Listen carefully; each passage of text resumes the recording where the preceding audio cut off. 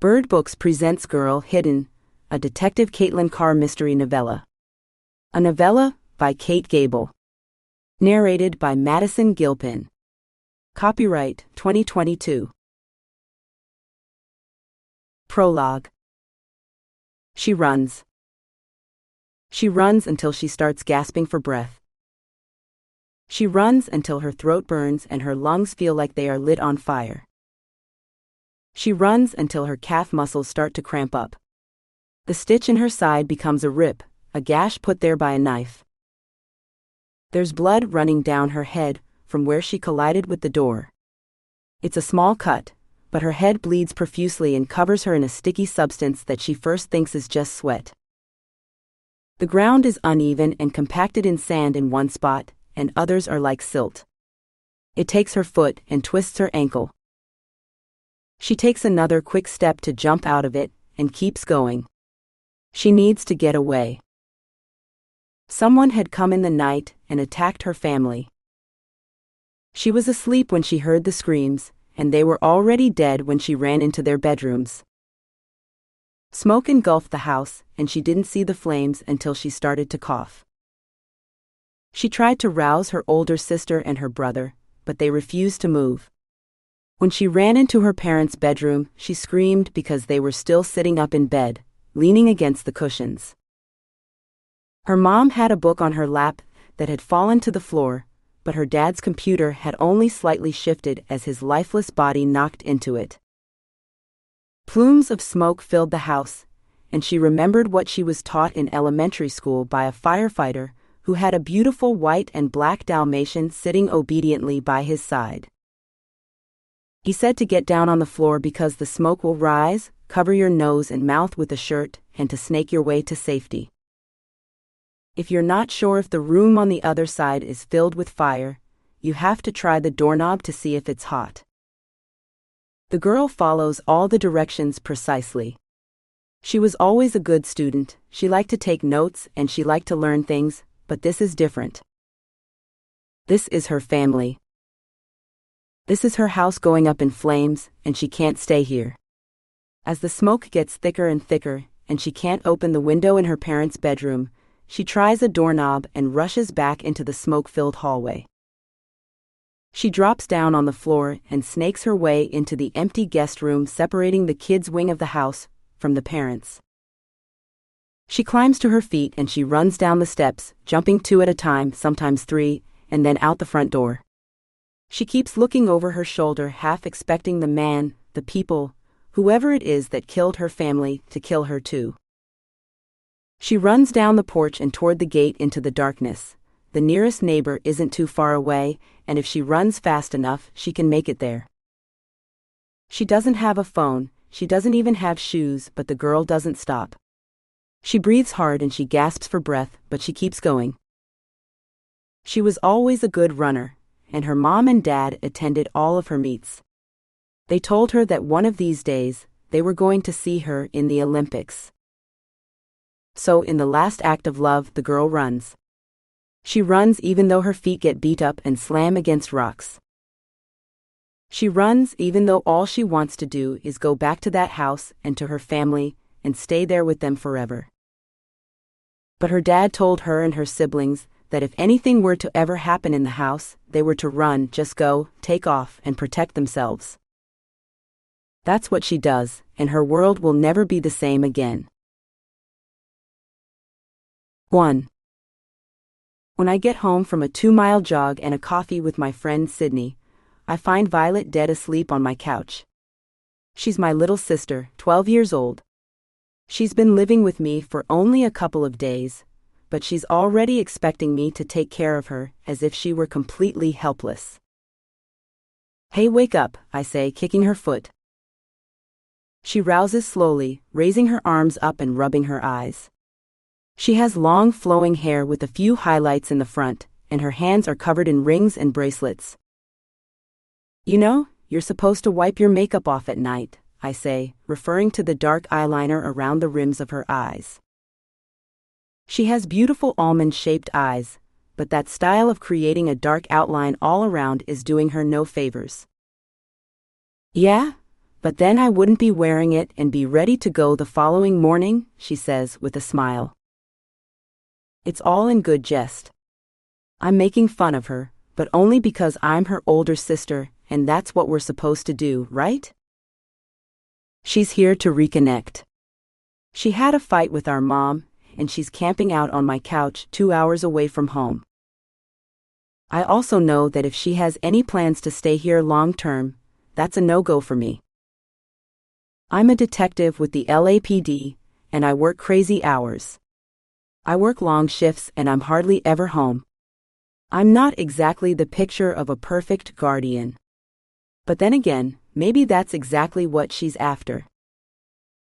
While I take a quick shower, Violet comes in and starts removing her eyeliner with a Q-tip in front of the vanity, which she has crowded up with all of her creams and lotions. It'd be easier if you just wash your face, I say, grabbing my towel from behind the curtain. It'd be easier if you didn't have a million suggestions, she snaps. She's dressed all in black, which is kind of a new look. Maybe it's a phase, or maybe it's not. I have a day off today, so we made plans to go down to the Grove and grab some lunch. It's a big open farmers market with a movie theater, a Barnes & Noble, and lots of restaurants. Going there was the only thing that seemed to get Violet excited, and I'm glad that I could fill my role as the fun sister as opposed to the nag. I don't like telling her what to do, mainly because I don't like anyone telling me what to do. I'm a woman in my 30s who hasn't had more than a few relationships that have lasted longer than a year. I like to work, and I'm not really looking for anything else. Do you want to go to the crepe place? I think they open at 11. She nods her head and her eyes light up. That's the most excited that I've seen her since she arrived. I'm hoping that she'll actually talk to me about what's going on and what happened. So far, I only have one side of the story, Mom's. It takes me a few minutes to get ready. I don't bother drying my hair because it's going to air dry on its own pretty quickly in the LA heat. I slip on a comfortable pair of leggings, a loose-fitting t-shirt, and flip-flops, my uniform when I'm not on duty. It takes Violet a little bit longer to get ready, but I'm used to that. Luckily, she doesn't take a shower. Instead, she just piles on some dry shampoo and colors in her eyelids with a dark plum color that ages her at least a decade. She completes the look with a pair of high-waisted jeans and a cropped tank top. You look good, I say. Thanks. She smiles with pride. We pile into my Prius and drive over to the Grove, and manage to only find parking on the 3rd floor up, since this place is pretty popular on weekends. The French Crepe Café is located on the far end of the farmers market, back in the covered section.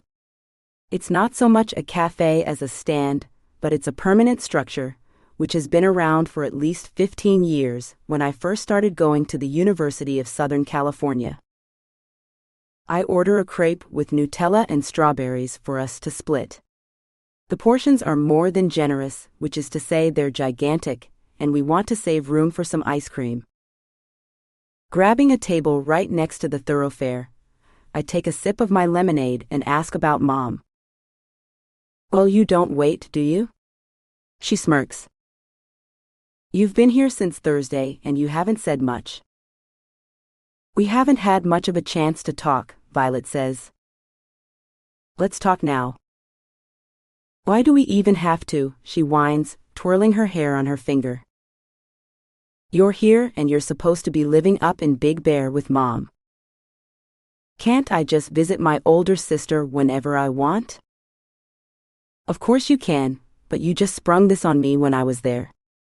I don't mind you coming to visit, of course, but I'm concerned. I need to know what's going on. Didn't Mom tell you? Violet asks, playing with her food. She did, but she told me her side and I want to hear it from you.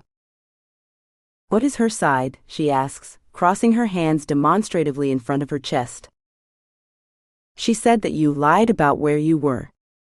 You said you were going to meet with your friend, and then she called your friend's mom and you weren't there. Mom said that you went to a concert she'd forbidden you to go to. I want to ask her why she didn't make up some lie about sleeping over at a friend's house who would actually cover her tracks, but I don't want to give her any ideas. That's the kind of stuff that I used to do as a teenager, and it would drive Mom nuts. Mom also said that you are always talking back to her. You're closed off. How can I be talking back and be closed off? Violet narrows her eyes. You know what I mean. Look, none of that matters. Mom doesn't know what's going on. What is going on? Nothing. Just hanging out with friends. I don't know, Violet mumbles. I have interviewed murder suspects that were more forthcoming. Do you have a new group of friends? I try a different approach. Is that what she said?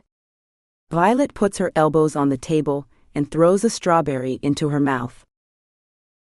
I'm not here to tell you what Mom told me. I want to hear what's going on from you. She inhales deeply. I don't know. Nothing's going on. Yeah, I have some new friends I met in art class. Natalie, her boyfriend Neil, and her brothers. So what? Why doesn't Mom like them? I ask. First of all, no one doesn't like them. They're really popular. So, why does Mom not think they are such a good idea? It's not that. I was on the newspaper, and I don't want to be on the newspaper anymore. She's freaking out about that. She thinks I'm giving up on it or something, but, interests change. I cut a small slice into the last bit of the crepe, trying to make it last longer, wishing that we had gotten two. If anything, it would have given me more time to get more information out of her. You can tell me anything, right? I'm your sister. I'm not going to tell Mom. I've been there. With her, I mean. She's kind of difficult, but I can help you. Can I live with you? Violet asks, her eyes lighting up. I hesitate. No, right? See. You can't help me.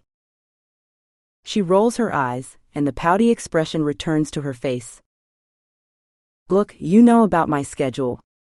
You know that I'm never home and the schools here aren't very good, I say, leaning closer to her to try to make my point. Violet licks her lips and brings her eyes to mine. There's an art school in Santa Monica, she says after a long pause. It's private, but I want to go there. It's not too far from here. You could drop me off or I could take the bus. I hesitate. She has 4 years of school to go, and I'm not sure I could handle a teenager for that long. Yes, that would be great, but it's private, right? I point out. She nods and looks away. I'm still paying off my student loans, and Mom can't afford a private school. How much is it? $40,000 a year, she mumbles. I don't say anything, and neither does she. I feel bad. I wish that there was something I could do. So I get up and buy us 2 more crepes.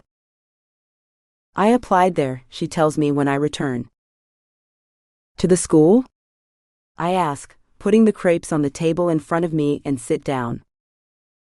Yeah. I got in. They gave me a scholarship. It's impossible to get in without knowing someone or being related to some famous person, but I did. It's really prestigious, but people who graduate from there go on to have exhibitions at the Getty Museum and the Museum of Modern Art in New York. It's a really big deal. How much does this scholarship cover? I ask. 50%. What did Mom say? That's why she got so mad. She didn't want to hear about it. She said she couldn't afford it, and that it's stupid to spend so much money on art school anyway. Violet's face gets so red, she looks like she's about to burst into tears. She was the one who dragged me to all these museums when I was a kid. She taught me to love art, and now she's suddenly completely against it. I told her that I could apply for loans, but they would have to be in a guardian's name since I'm underage. It's not lost on me that she said guardian instead of mom to send me a message. I nod, trying to figure out how I can help. What does this have to do with the concert, though? I ask. After she refused to even talk about art school, I got mad and didn't want to deal with her anymore. I try to put my arm around her, but she shrugs me off. I don't want to talk about this. Let's just have fun today. Can we do that? She asks, sucking in some air and wiping a small tear out of the corner of her eye. Of course, I say with a nod. 2. Violet refuses to talk about the school or anything that happened with our mom. We wander around the grove, peeking into boutiques and touching a lot of stuff, but buying nothing. I know that she doesn't have much money, and I debate as to what I should offer to buy her. She pulls me toward Nordstrom. I cringe because everything in there is quite expensive. While she admires a nice pair of faux leather boots, I get a phone call from my supervisor. 4 bodies have been found in Laurel Canyon. The only survivor is a 14-year-old girl who ran away as the house went up in flames. We need extra people on the scene, Captain Medville says. Riker and Malone are on vacation. I know it's your day off, but please come in. He texts me the address, and I have no choice. Then I glance at Violet. She puts down the boots, knowing that they're way too expensive, but shows me a delicate beaded bracelet with a tiny peace sign. I offer to buy it. As we stand in front of the cash register, I tell her that I have to go. What do you mean? I thought today was your day off? It is, but there was a murder and we're short-staffed, I say, and the saleswoman's eyes perk up. Can I come? No, I'm going to drop you off at home. Come on, please. I want to see what you do, she begs. I shake my head no. It's a crime scene. That would be unprofessional. Tell them that you can't leave me at home. I'm underage, remember? I shake my head no, trying to remain firm. I'll stay in the car. I promise. I won't get in the way. I just want to see what you do for a living. I consider that for a moment, shifting my weight from one foot to another. The clerk hands Violet the bag and me the receipt, and we walk out. I haven't been there yet, but it's a murder scene, I say slowly. It's probably gruesome. There are dead bodies. You can only come if you stay in the car. You can't go inside the house. You can't see the scene. None of that. I understand. Yes, of course. Violet smiles from ear to ear. Why do you want to come anyway? I ask when we get back to the car. You're a detective for the LAPD. That's a big deal, but I don't really know what it is that you do exactly, except for what I see on television. That's not all entirely accurate, I scoff. What do you mean, she asks. Well, for one, crimes aren't solved in an hour. I know that. She laughs. Forensic evidence takes a while to get back. Weeks. Often even longer than that, especially in rape cases, I say, driving out of the parking garage. Did you read that series of articles in the LA Times about all of the untested rape kits that are piling up in evidence rooms? Wait, what? She gasps. They never did the DNA tests? Nope. I shake my head. A lot of police departments are understaffed or poorly run. Funds and time aren't allocated well. It's not a perfect science like it is on television, and a lot of cases go unsolved as a result. Suddenly, I regret telling her any of this. What about this case? Violet asks after a long pause. Well, obviously we have to solve it. I get to Laurel Canyon, where houses are piled one on top of the other, on an almost vertical hilltop etched into the sides of the mountain. It seems unlikely that they would remain there for any significant period of time, especially through the heavy rains, but here they are. I park on a narrow street and change into the sneakers that I always keep in the trunk. I tell Violet to stay in the car. When I see all the ambulances and the flashing lights, I realize that it was probably not a good idea to bring her. I had an inkling about this, but the scene is even more overwhelming than I thought it would be. I go past the security tape, flashing my badge. It's unusual for Captain Medville to be there. He rarely shows up at the crime scene. But a whole family is dead. He's here to conduct a press conference after they notify the next of kin, and mainly to see that the investigation doesn't hit any roadblocks. To make sure that the scene isn't contaminated, I put on cellophane shoe covers, a one-time use robe, and a plastic shower cap to cover my hair. With all the investigators coming in and out, there's a strong likelihood that something could be missed, or someone else's DNA or hair fibers might be dropped. Glad you made it, Carr, Captain Medville says. He's a broad-shouldered, heavy-set man who's a lot more competent than he looks. I have worked for other captains before, but he's the one who is the most equal-footed and focused on doing the right thing. You'd be surprised, but that's not always the default. We walk through the house and look at the bodies.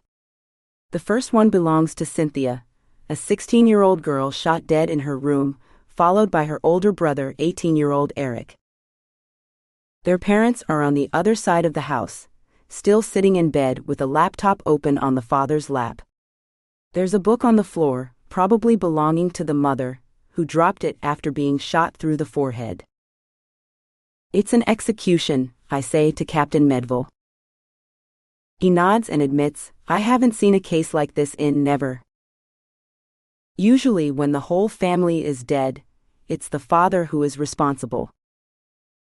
Any chance that it was a murder-suicide? I ask. Maybe if you believe that a 14-year-old girl did this to her whole family. We exchange looks, hating to consider this but knowing full well that we must. The girl is in the back of an ambulance in shock. Hasn't said a word, Captain Medville says. I want you to talk to her. Maybe she'll feel more comfortable. I hope so, I say. She ran to the neighbor's house, Captain Medville says. She said someone came in and shot her family, then started the fire. She ran out when the smoke got bad. The fire burned through one bedroom right next to the master, but luckily it was put out before it penetrated the rest of the house. I walk back and look at the charred room.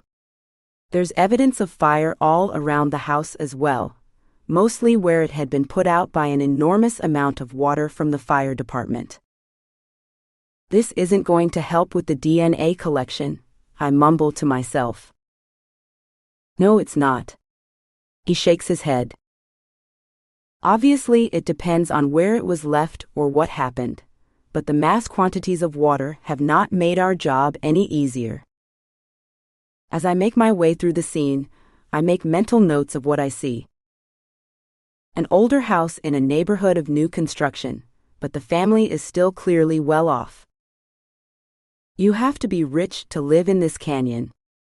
There's hardly anything for sale, even 700 square feet that's less than $1 million, and this house looks to be about 2,500 square feet. The house is a wooden structure with craftsman interior piled on, with a few other motifs like Art Deco in some places, and a little bit of Scandinavian design here and there. I've noticed that the way people live in their apartments and in their houses tells me a little bit about who they are. It's like a glimpse into their personality. Do they hoard a lot of stuff? Do they unpack? Is everything neatly put away in its place? It's hard to make judgments one way or another, but that's my job. I decide who they are, what they want, and what could have had led to this happening. Of course, a lot of it is just a stab in the dark. Kaitlyn. Kaitlyn? I hear Violet's voice echoing around the house. I gasp and a cold sweat runs down my neck. No, no, no, no, no. Get out. I yell, rushing out the door and down the stairs to prevent her from coming in. Somehow the deputy who was stationed outside stepped away, and there was no one to block her from coming in. I get to her right before she breaches the doorstep. Get out. I point and say as sternly as possible. I take her back down the wraparound porch and back behind the yellow tape. I pull her closer to the oak tree so that my colleagues don't see. What are you doing? I told you to stay in the car. I know, but I have to go to the bathroom. That doesn't mean that you can come into the crime scene, okay? You see what I'm wearing? You could drop a strand of your hair, or you could touch something and you could contaminate the whole scene. Look, I'm sorry, but I really have to pee. I called you and you weren't answering your phone. I didn't know what to do. I exhale loudly, looking around for a solution. I don't find one. Sometimes when we're here for a while, they bring in a porta-potty to accommodate our needs, but it hasn't arrived yet. You have to go down there. I point. She stares at me as if I've lost my mind. Yeah, I said what I said. She glances down the steep hill with the occasional tree and a lot of shrubbery. No. Violet says, crossing her arms. What are you talking about? Give me a ride back. There's a gas station at the bottom of the street. I'm not leaving. This is my job. I can't pee in the woods. Yes, you can. Just go down there and go to the bathroom, and I'll just keep a lookout from up here. No, isn't this like illegal? No one lives down there. You just have to be careful so you don't slide all the way down. I can't believe that you're telling me to do this. She gasps. I don't even have the right shoes. Well, whose fault is that? I told you I could drop you off, but you didn't want to. What do you expect me to do? She shakes her head. Listen, Violet, it's either this or you have to hold it. I have to get back to work. Fine, fine, she mumbles. I watch as she carefully maneuvers down the hill. It's pretty steep, but luckily there are boulders and some tree stumps to get behind. I see a few deputies walk by. I ask them a few questions about the crime scene, positioning them so that their back is away from Violet. A few minutes later, she finally emerges, annoyed and covered in dirt, after apparently having fallen and skidded a little further than she wanted. I can't help but smile. You think this is funny? She asks. It's a little humorous. I giggle. We walk back to the car. I open the door for her and tell her not to get out again. If I see you out of this car, you'll never be allowed to come with me to work again. You got that? She hangs her shoulders, puts her earphones in, and I hope that there's enough on YouTube to keep her occupied for a while. Walking away, I head toward the ambulance. A small girl sits with her feet dangling on the edge of the open door. Wrapped in a gray blanket, she watches me very carefully. This is the survivor. She's the one who lost her whole family. She looks at me with her deep dark eyes full of so much sadness and darkness that it makes my whole heart ache. I take a deep breath, walk over to her, and introduce myself. Chapter 3. The girl is diminutive, but sturdy. She has long shoulder-length dark hair and almond-shaped eyes. Her legs are muscular and her shoulders are broad, even despite the fact that she is slouching under the thick blanket. I can tell that she's not a stranger to running, and that's why she ran so far. There are closer neighbors, but she ran almost 2 miles before knocking on someone's door and calling the police. This girl and I maintain eye contact my whole walk over from my car. I keep waiting for her to look away from me, but she doesn't. Her eyes are laser-focused. When I get closer, I realize that she's not staring at me per se, but rather through me, almost as if she can see to the other side. "Angie?" She nods. There's a small wound on her head where she's got stitches, and a little bit of the dried blood remains caked onto her hairline. "Angie, I'm Detective Carr. I want to ask you a few questions about what happened." "Okay," she says after a long pause. "Can you tell me who you saw last night? Who you saw doing this? Who was at your house? What happened?" I shouldn't have started with such a large amount of questions. "Yeah, I guess, but I didn't see his face, or their faces." "So, there were multiple people?"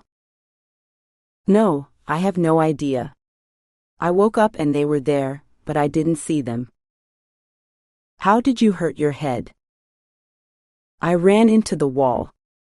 I woke up when I heard the shots, but I wasn't sure what was happening, and then I smelled the smoke. I ran to my parents' room and I saw them. Then I just started running." "Running?" "Yeah. My dad said that if I was ever in trouble, or if anything bad ever happened, like 9/11 or anything like that, just to run, not to freeze. If someone was after me, trying to pull me away or take me somewhere, I was supposed to run. I'm a runner." "What do you mean by that?" I ask. "I run cross-country at school and track. Dad was training me. He said I could go to the Olympics." Just like that, the trance seems to fade away. The shock disappears and tears begin to flow. Angie begins to sob, burying her head in her hands. I tell her how sorry I am and try to put my arm around her, but she just cries harder. After a few moments, I realize that she needs space. I feel like I have broken something. She seemed to be talking and processing everything just fine, and then everything changed. A social worker arrives right in the middle of all of this. "I'm really sorry," I say. "Angie was just fine when I started talking to her and getting her statement. Then she told me how her dad wanted her to go to the Olympics, and suddenly she broke down." "That's pretty common," the social worker says. "What she witnessed was a major trauma.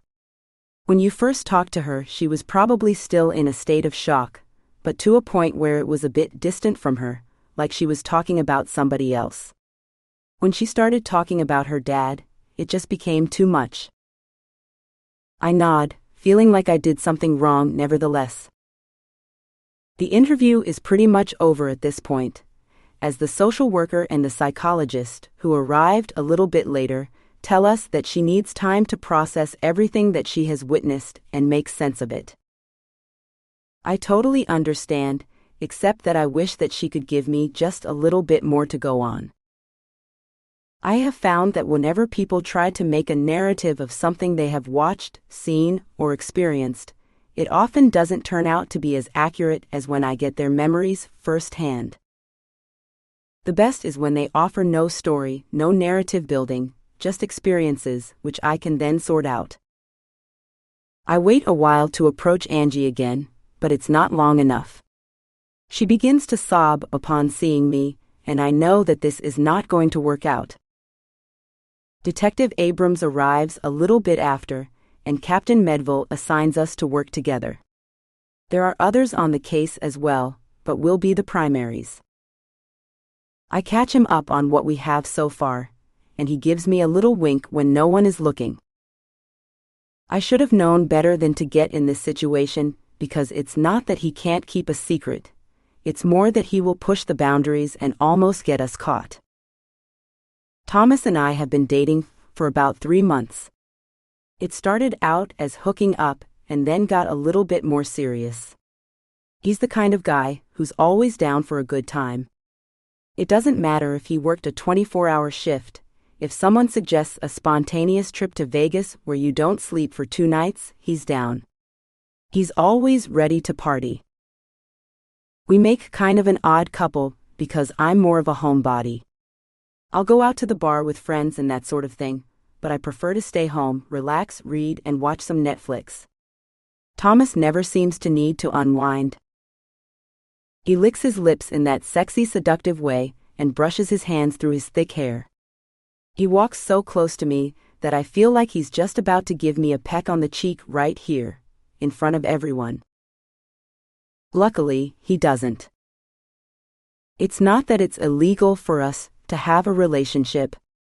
He's not my superior and I'm not his, but it wouldn't be good for either of our careers.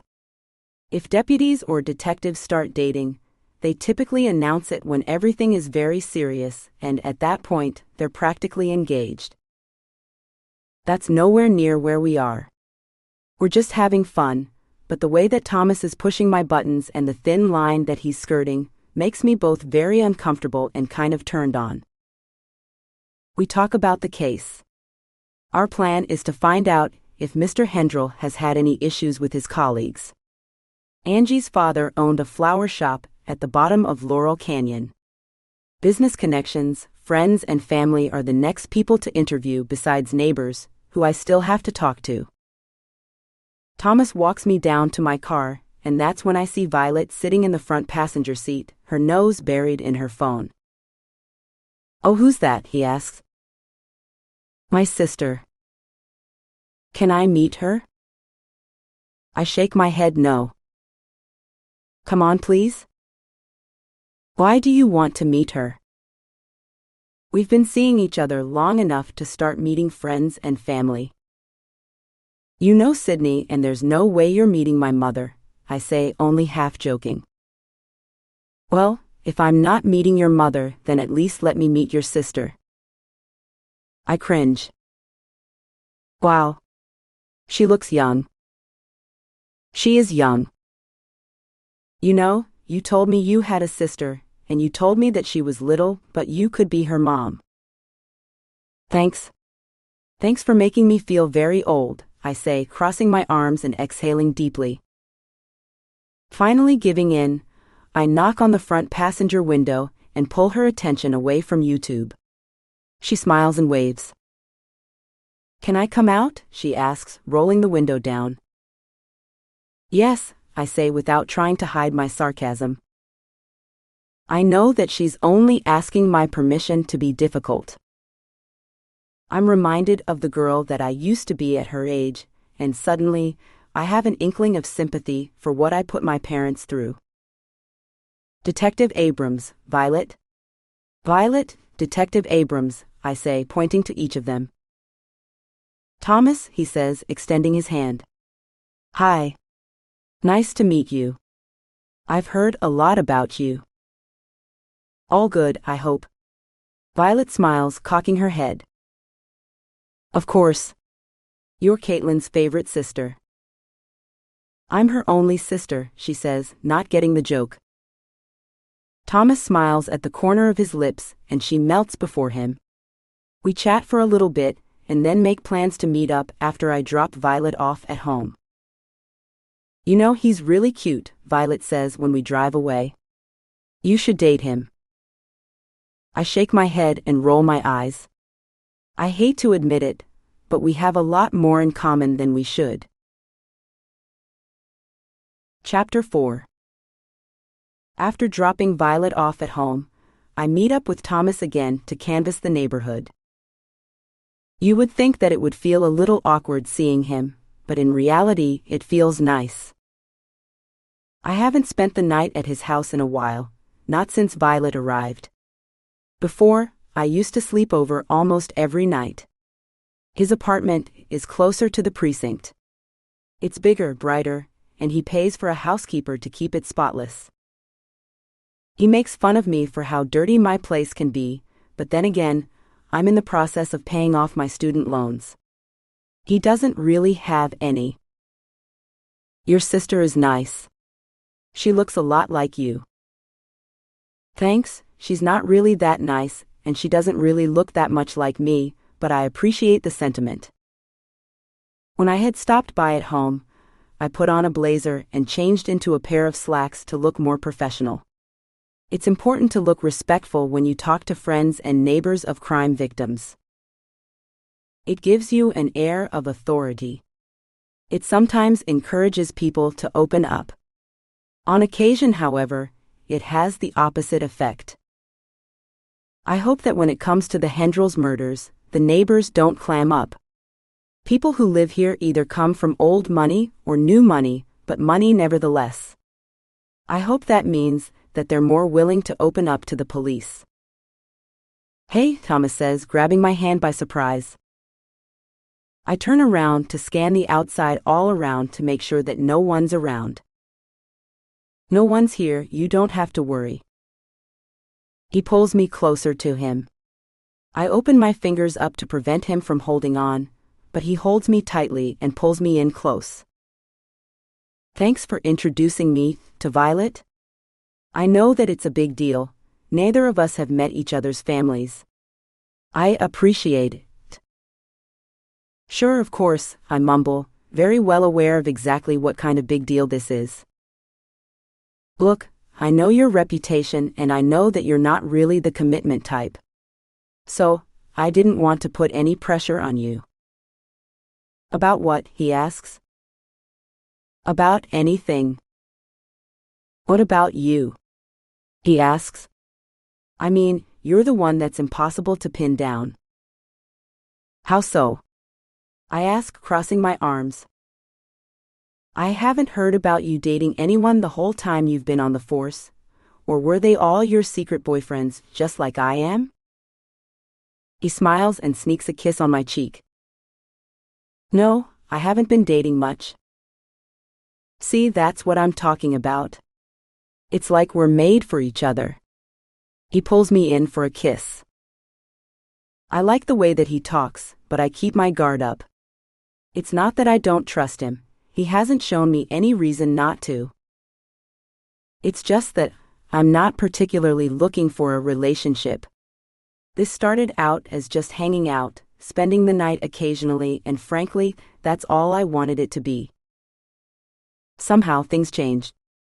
It's almost as if Thomas wants to tie me down. I hate to admit it, but I kind of like that. So, what do you think about Angie? I ask just as we are walking up the steps to a big modern glass structure masquerading as a house. I don't know. She's kind of a hard read, Thomas says, dropping my hand. Do you believe her? I don't know. So far, yes, I admit. She has been through a lot. Why? Do you think she had something to do with this? I have no idea. It's just crazy that she's the only one left alive, and someone was really out to get the family. Did the crime scene tech say anything else? I ask after a long pause. Yeah, so far no shell casings or fingerprints were found. But they are still collecting evidence. No casings and no fingerprints are not good signs. Thomas knows this as well as I do.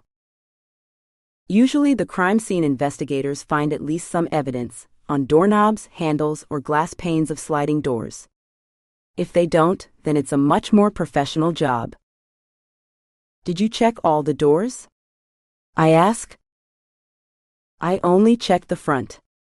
Thomas nods. No broken locks. So, do you think he was invited in, or do you think the doors were unlocked? I don't know. I have no idea in either of those two cases, but they didn't break in. No shell casings, huh? He shakes his head. He picked them up then? Or it was a revolver. Revolvers don't eject spent cartridge casings. Thomas knows this as well as I do. Listen, you know as well as I do that this looks like a professional hit. Not a lot of evidence, not a lot of forensics, no witnesses, except for Angie. Yeah, except for Angie. Why leave her alive? A personal connection? Thomas asks. Possibly, but that would leave her traumatized. They'd have to know that, so if they care enough to leave her alive. Then what? They must care about her to some degree. He shifts his weight from one foot to the other. His jeans are a little tight, and so is his blazer, accentuating the muscles in his body. He hasn't shaved since last night, and the stubble is coming in, but it's that sexy kind of stubble. He lifts his aviator glasses to the top of his head and looks at me with those intense eyes. I lick my lips and resist the urge to reach over and kiss him. If we're ever caught and our relationship is ever exposed, it cannot be here. Listen, let's go talk to the neighbors. Sounds good. I knock on the door, and after a few minutes of loud barking, a fit woman in her early 20s answers, picking up a small, rowdy dog who continues to bark over our introductions. We show her our badges, but she doesn't invite us in. Do you have a few minutes to talk about this, Ms. McGreary? I ask. Yeah, call me Allison, please.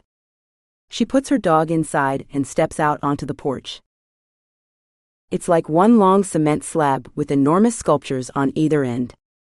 It's definitely not my style, but peeking in through the hallway, I can tell that it is hers. You live here? I ask. Yeah, with my boyfriend. What is it that you do for a living? I'm a model. I used to work over at Cafe Insomnia, but then I got a few jobs, and I'm kind of hoping I can make some money being a photographer as well. Oh great. That sounds good. And your boyfriend? I look at the size of the house, and it doesn't look like anything that a very successful model could afford. I haven't checked Zillow, but this house is probably worth close to $3 million just due to its sheer size. My boyfriend invented an app. It kind of took off. Dating app? Blink. Oh good. Is this his house?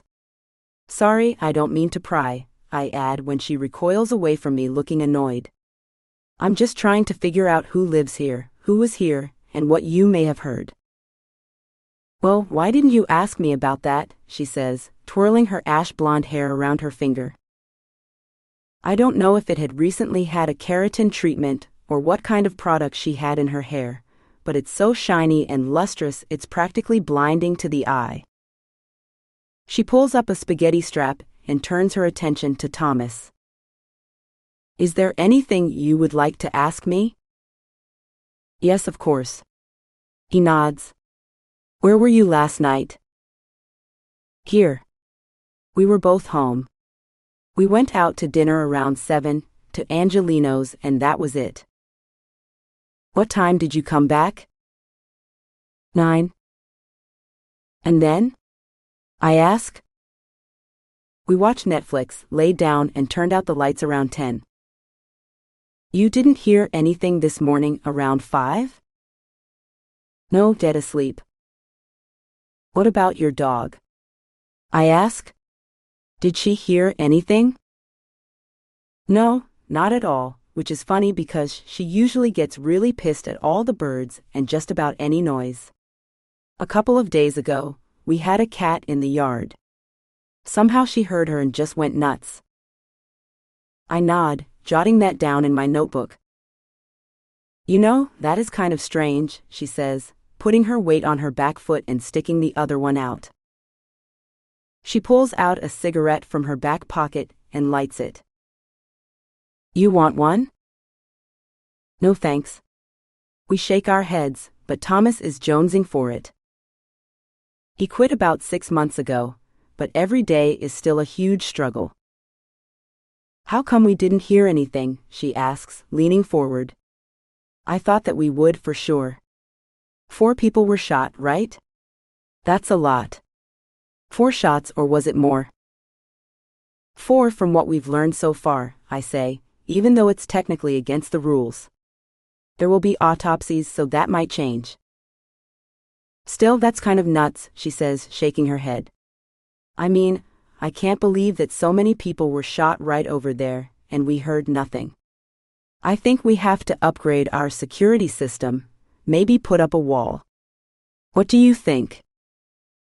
I really can't give you advice on that, Thomas says. We thank her for her time and hand her our cards, although I doubt that she'll call me if she has any other comments or things that she suddenly remembers. How could 4 people be killed less than 100 yards away from that house, and that little dog not hear a thing? Thomas asks. I don't know, but I don't think she's lying, I say, walking down the steps 2 at a time. Yeah, that's the problem. I don't think she is either. Chapter 5. We walk around the neighborhood, knocking on more doors, and no one is home. It's early afternoon on a Saturday, so they might be out. Then we make a note of all the neighbors who still need to be talked to. The one on the far end, near the stop sign, right at the beginning of the neighborhood, is owned by an older woman who was an actress and a photographer back in the 80s. She doesn't invite us inside either, but from the looks of it, she seems to have a reason. Her hallway is filled with paper and boxes. There's just a sliver of a little walkway made to get from the front door to the living room.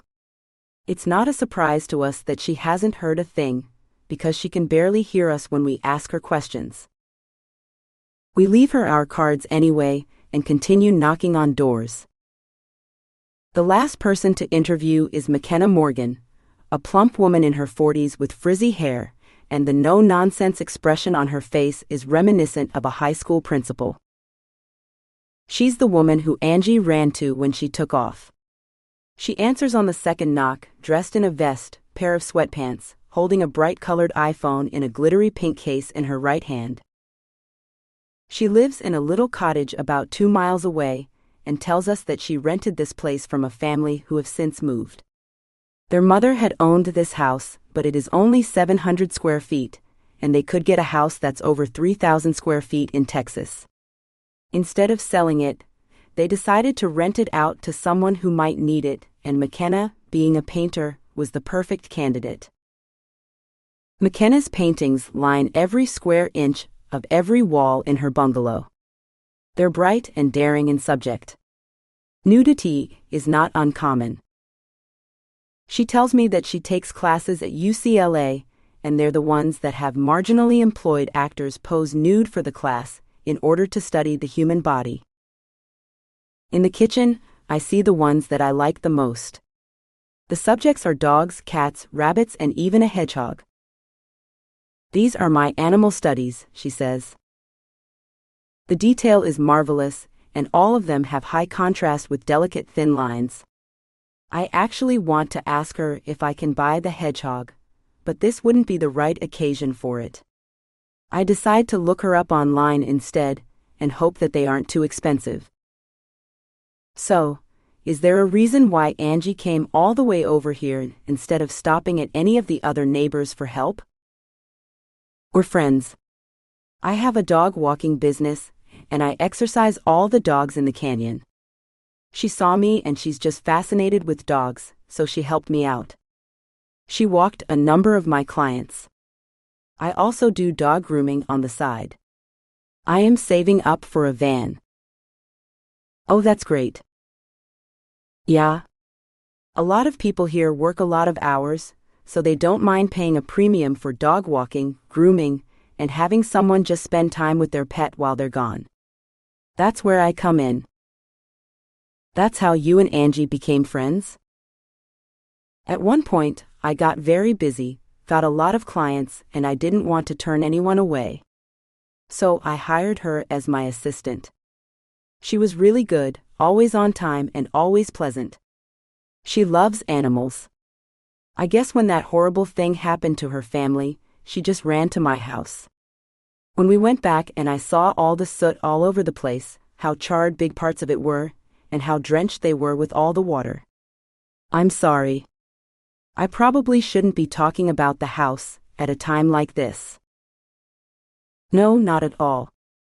Just tell us about what you felt and how you reacted. Anything is helpful. Did you know her family? Thomas asks after she's silent for a little bit. Yeah. I met them a few times. They're very nice. Her father owns the flower shop down at the bottom of Laurel Canyon. Her mom mostly worked as a homemaker, taking the kids around, that kind of thing. What kind of relationship did they have? Very loving.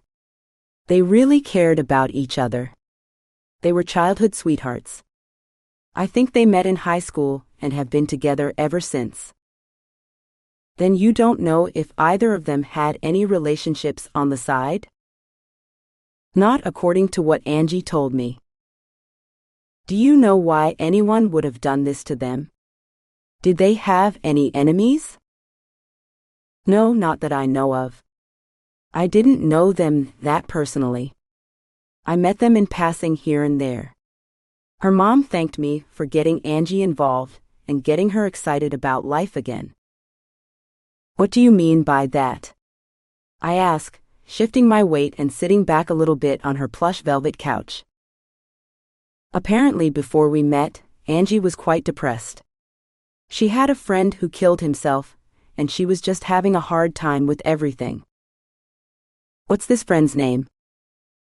Tegan Ellis. She never talked about him. Her mom told me about him. So it was a guy? Yeah. Their moms were close friends, and apparently her mom's friend blamed her for not finding out that he was planning to do this, but she had no idea. She really had no idea. At least that's what her mom told me. It just came out of nowhere, and by the time I met her, it was about a year later.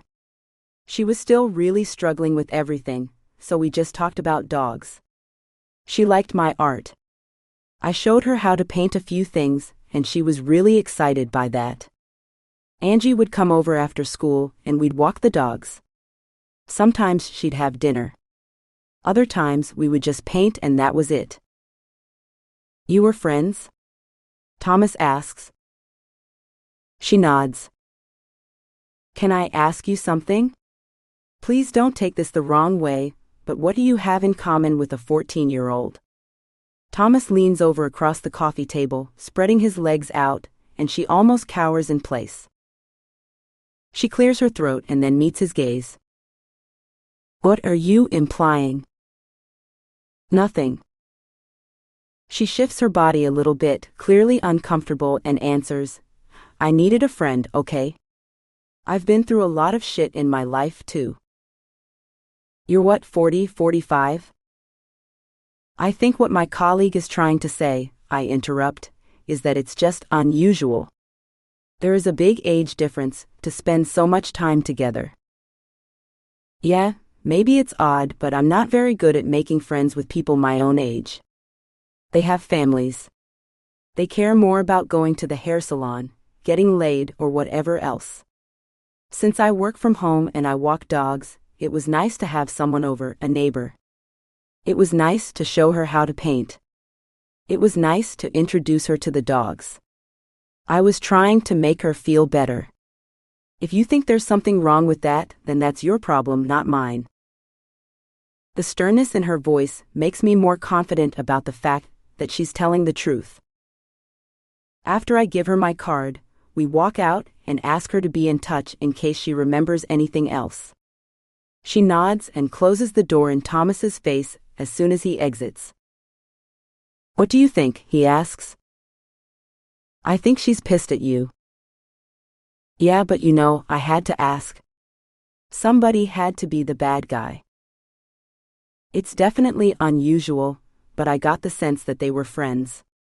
Maybe she's one of those recluses who just isn't good at meeting people and talking to people. So this kid comes along, and they have something in common. I guess we have to talk to Tegan's mom to find out what happened. Yeah. Guess so. Let's swing by the flower shop first, though. Tell them we're on the way. Chapter 7. We snake down the narrow 2-lane road, sitting behind piles of cars, waiting for their turn to merge into the rest of Los Angeles at the bottom of the canyon. Dale Hendrel's shop, Laurel Canyon Flowers, is located almost at the bottom, right across from a subdivision called Mount Olympus. I don't know if they're aware of the irony of the name of this housing development, or if they even care, but I find it humorous. I'd love to live here one day, Thomas says. Have you ever seen the houses inside? I ask. Yeah, I had a girlfriend who lived in one. Her father bought it for her. He was a movie executive. What was that like? It was unfortunate when we broke up. You wish that you were still together? For the house? Yes. For the person? Not so much. He winks at me, and I feel a little bit uncomfortable. I can't tell if he's joking or just making fun, but that's often the case with Thomas. He says things just to get a rise out of someone, and sometimes to charm them. The flower shop is small and narrow, but full of old-world charm. It doesn't feel antiseptic, but rather welcoming. The building looks like it's an old 1920s cottage, popular in this area of Los Angeles, because it's the kind of housing that the old studios would put actors into. There is thick crown molding where the ceilings meet the walls, made of real wood. The walls are painted a friendly color of sunflower yellow, which brings out the beauty of the bouquets of flowers lining the walls and the big counter up front. A woman in her 60s is minding the counter. She's thin, but not frail, someone who looks like she's not a stranger in a Pilates studio. There's a mystery novel open on her Kindle, and the only reason I can tell is because the screen flashes when she looks up. I introduce myself to Diane Goodwin, the woman behind the front desk. She smiles and gives me a slight nod. She has crow's feet and laugh lines around her lips, but she looks like a nice person to have a chat with on a casual day or a Saturday morning at a farmer's market. Can I help you with something? She asks. We show her our badges and introduce ourselves. I secretly hope that Thomas will take the lead on this and break the bad news to her about her boss, but he doesn't. Instead, he waits for me to do it. I'm afraid I have some bad news, I begin after clearing my throat. I jump right in. I don't mince words, and I tell her that Dale Hendrel is dead. By the expression on her face, she looks like she's about to break down. She stares at me and then looks away. She gasps for breath as she covers her mouth, but then she takes a few forced breaths and meets my eyes again. I'm really sorry for your loss, I say, but I need to ask you a few questions in case there's anything that you might know about what could have happened. Yes, of course, she says, fighting back tears. How could this have happened? I'm not really sure. That's what we're trying to find out. Can you tell me anything about the flower shop? How long has Mr. Hendrel owned it? He inherited it from his father. It's a family business. I think his father started it back in the 70s. They've lived in this area for a long time. Dale Hendrel grew up around here? Yes. His family came from the Midwest back in the 50s or so. He's an only child? He inherited this job? Thomas asks.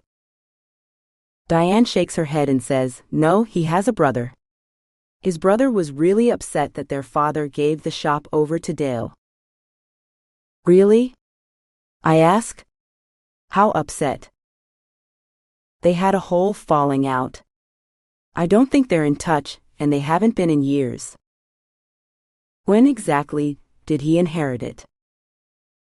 There was a big lawsuit for years, but I think it was finally settled 2 years ago. His father died about 8 or 9 years ago. Wow, that's a long time for a family to feud, I say. I've been working here for about 20 years. His brother is not a good man. What do you mean by that? Thomas asks. He's just not. He's dangerous. He made threats.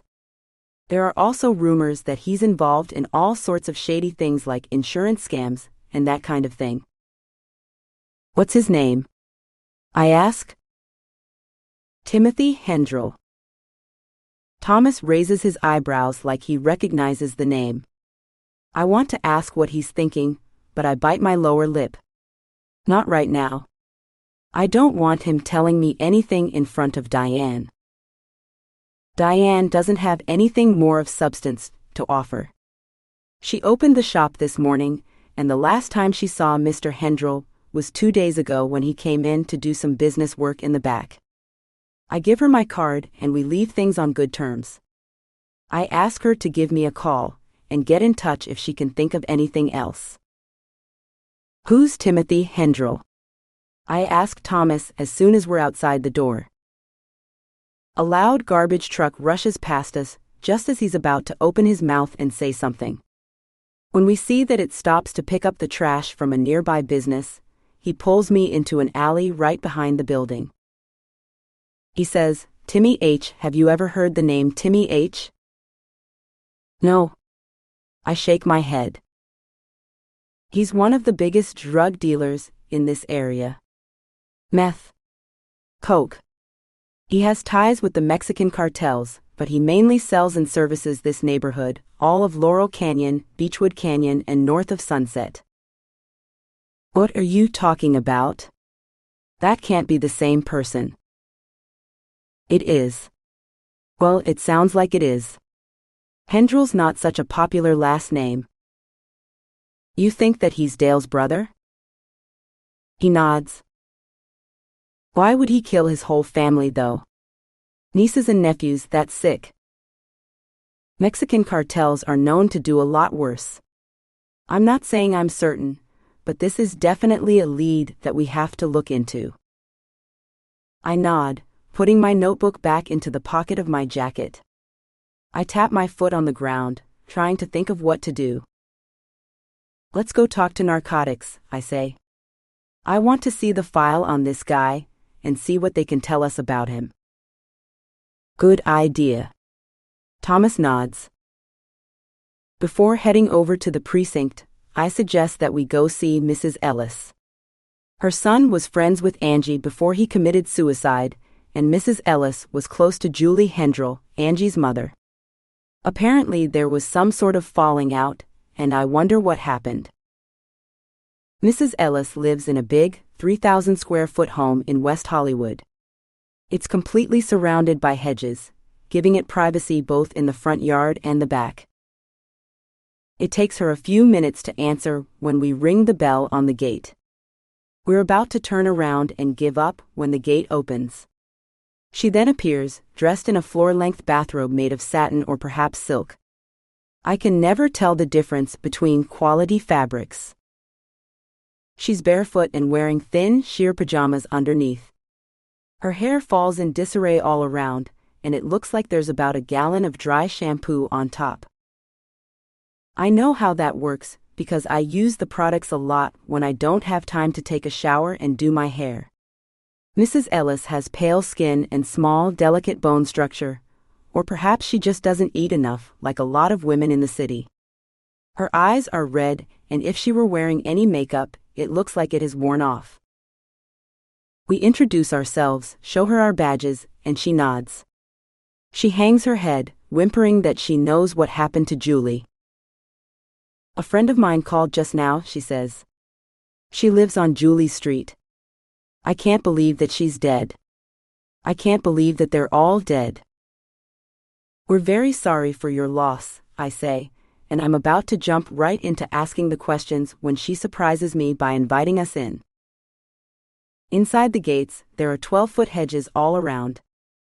A big playset sits at the far end of her front yard, and as we walk inside her Spanish-style 1920s but recently remodeled all-modern house, I see the big pool and the hot tub in the backyard. "My husband has the kids today," she says. "Are you divorced?" I ask. "Yes. Well, no. We're separated, but he took them today to the movies after he heard what happened, just to give me some space." "Yes, I understand." I nod. She hangs her shoulders and taps her fingernails on the quartz countertop in the kitchen. She walks over to the cupboard, retrieves a tall glass with specialty bubbles inside to make it look handmade. She pours herself a glass of water. My mouth is parched, but she doesn't offer me any.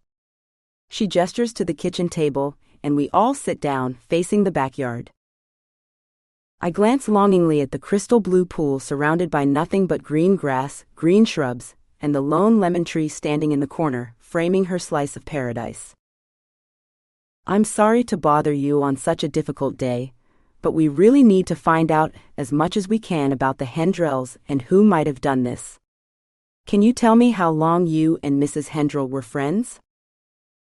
"Julie and I were close for years. We met when Tegan and Angie started school together in kindergarten. We did the PTA and volunteered for activities. She was always the funniest mom there. She had a good sense of humor and she liked to drink wine, which in my book was a win-win." "Yes, of course." I nod. She takes a sudden pause and a tear runs down her cheek. She shakes her head violently from side to side, trying to hold back the rest, somewhat successfully. "I just can't believe that I'm talking about her in the past tense. I can't believe that she's gone." "Is she gone? Is this really happening?" she whispers. "Yes. We're very sorry, Mrs. Ellis," Thomas says. He leans over and touches her hand to try to put her at ease, and it seems to work.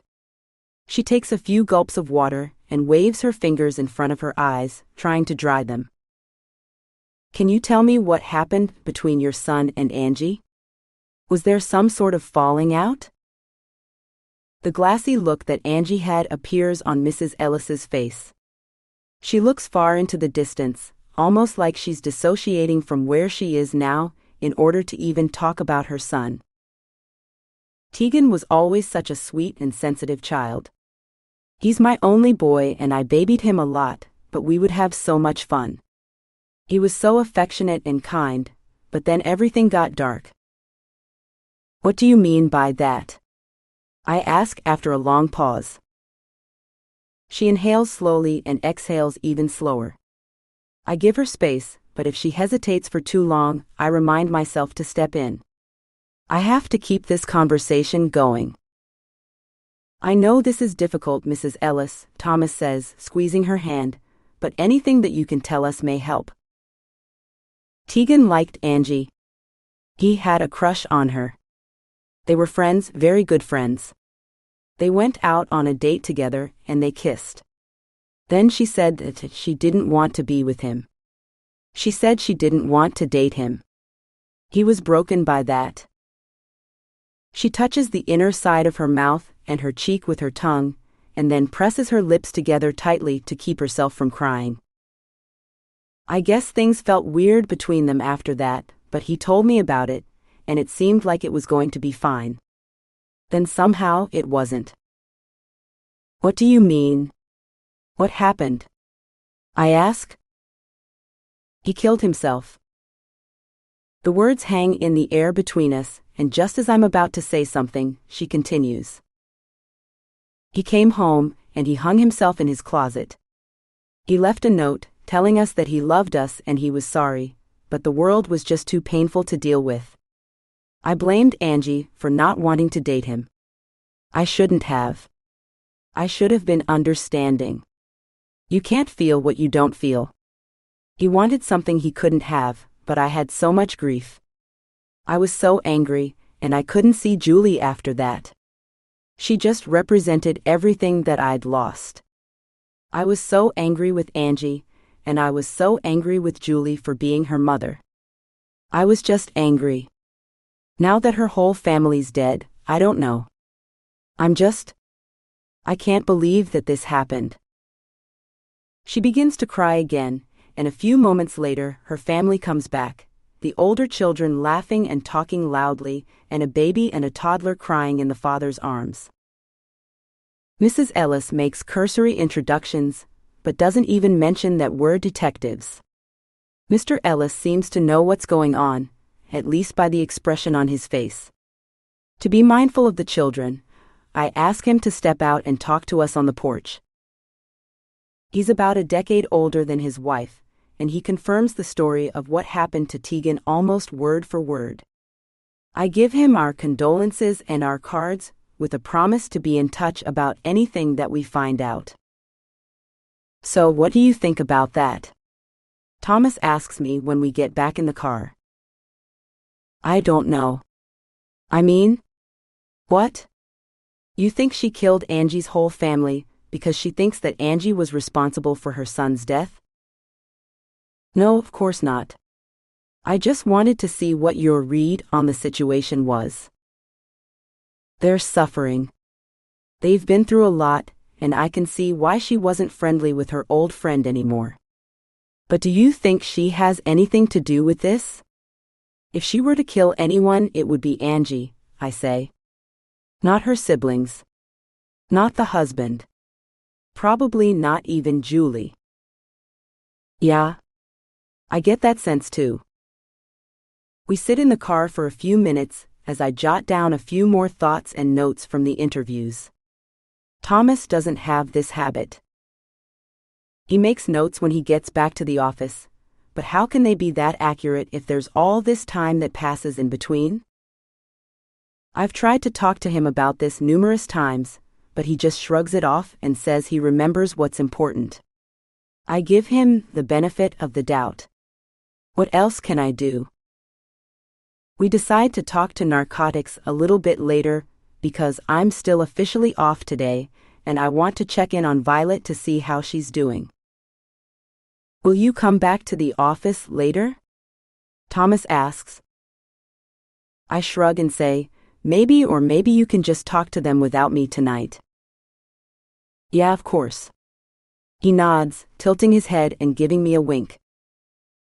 Are you asking about work, or are you asking me if I'm free to hang out tonight? A little bit of both. He smiles and I smile back. He looks around and after seeing that there's no one that we know, he pulls me close and gives me a kiss. I shake my head no and push him away. He tries to kiss me again, but this time I'm more forceful. You're going to get us in trouble. Look, you know that we shouldn't be doing this. Well, let's make it official. Let's file the papers with Human Resources, and everyone will know that you're mine. Is that all you want? A conquest? I laugh. He grabs my hand and reassures me, no, I want you. I'll think about it, okay? I get into my car and shut the door in his face. He smiles and I get the sense that he likes playing this game. He likes fighting the good fight. What he doesn't know is that he makes me nervous. Chapter 8. When I get back home, I find Violet sitting cross-legged on the couch with her computer open on her legs, her phone in one hand, and an iPad with Netflix on the couch next to her. Are you doing work? Texting? Or watching Netflix? I joke. I head straight to the kitchen and gulp down a big glass of water. All three at once, baby. She laughs. How's the case? Did you solve it yet? Nope. I wish it were that easy. Well, there'd be a lot more murders then, she says, pulling her hair up into a high ponytail. What do you mean? Well, you'd either be completely free, or you'd be working on cases all day long, and for that you need a lot more murders. Good point. I guess all the backlog with crime scene evidence and the slow moving of interviewing everyone involved is what's keeping the murder rate down, I say sarcastically. She laughs and I laugh along with her. Do you want to get pizza? I ask, plopping down on the couch, realizing just how lackluster my apartment looks in comparison to McKenna's, or even any of the other ones I've been to today. All I have is a basic IKEA couch and some basic art on the walls. I guess I'm going for the minimalist look without actually spending a big budget on looking minimalist in that Etsy and Pinterest kind of way. Yeah, pizza sounds great. She nods. Vegetarian? Sure. Of course.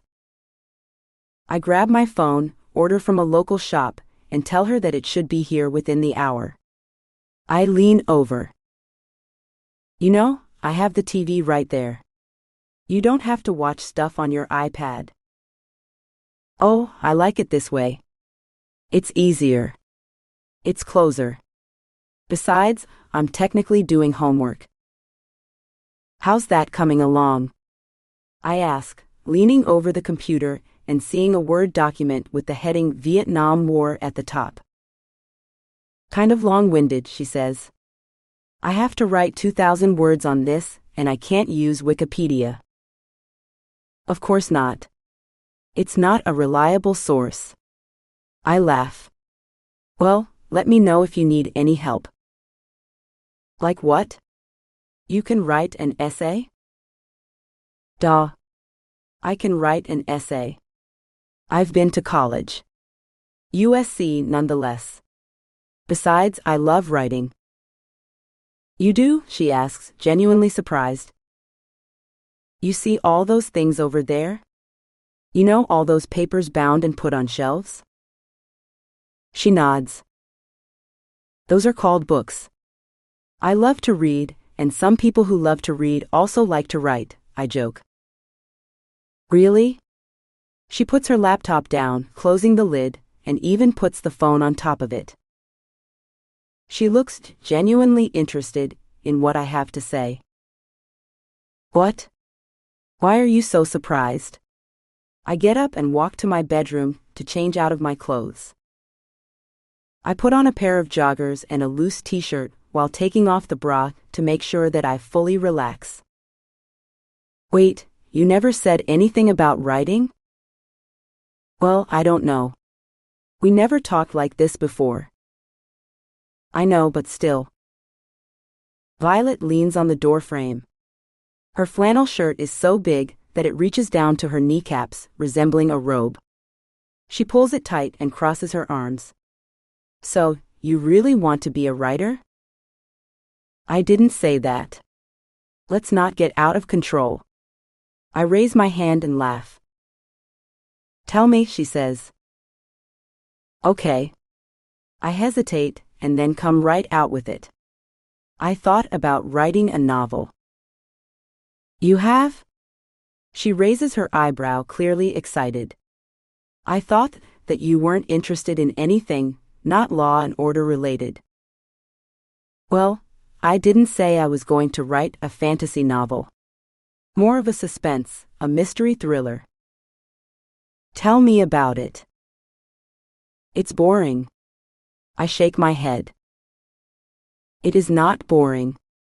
Violet follows behind me like a puppy dog, pestering and pleading as if I had a cookie in my hand. Fine. Please don't tell anyone. This is top secret, you got it? I say. She nods.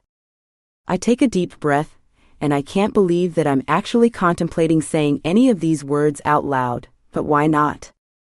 She's my sister, right? Okay. I'm working on a novel. You are? She jumps up and down and grabs my hand, pulling me in for a hug. When she pulls away, she wants to know more. Yes, I'm working on a novel about an LAPD detective and these cases that she solves. Different murders, missing persons, and that kind of thing. Oh my God, I have to read it. No. Come on, I'm your sister. It's not ready yet. I only have 30,000 words and... 30,000 words? That's like halfway in. Yes, but I'm a little stuck, and I haven't worked on it for a month. Now I'm thinking of putting it aside. No, you cannot put it aside. You have to finish it. That's rule number 1 when working on your first novel. What do you know about that?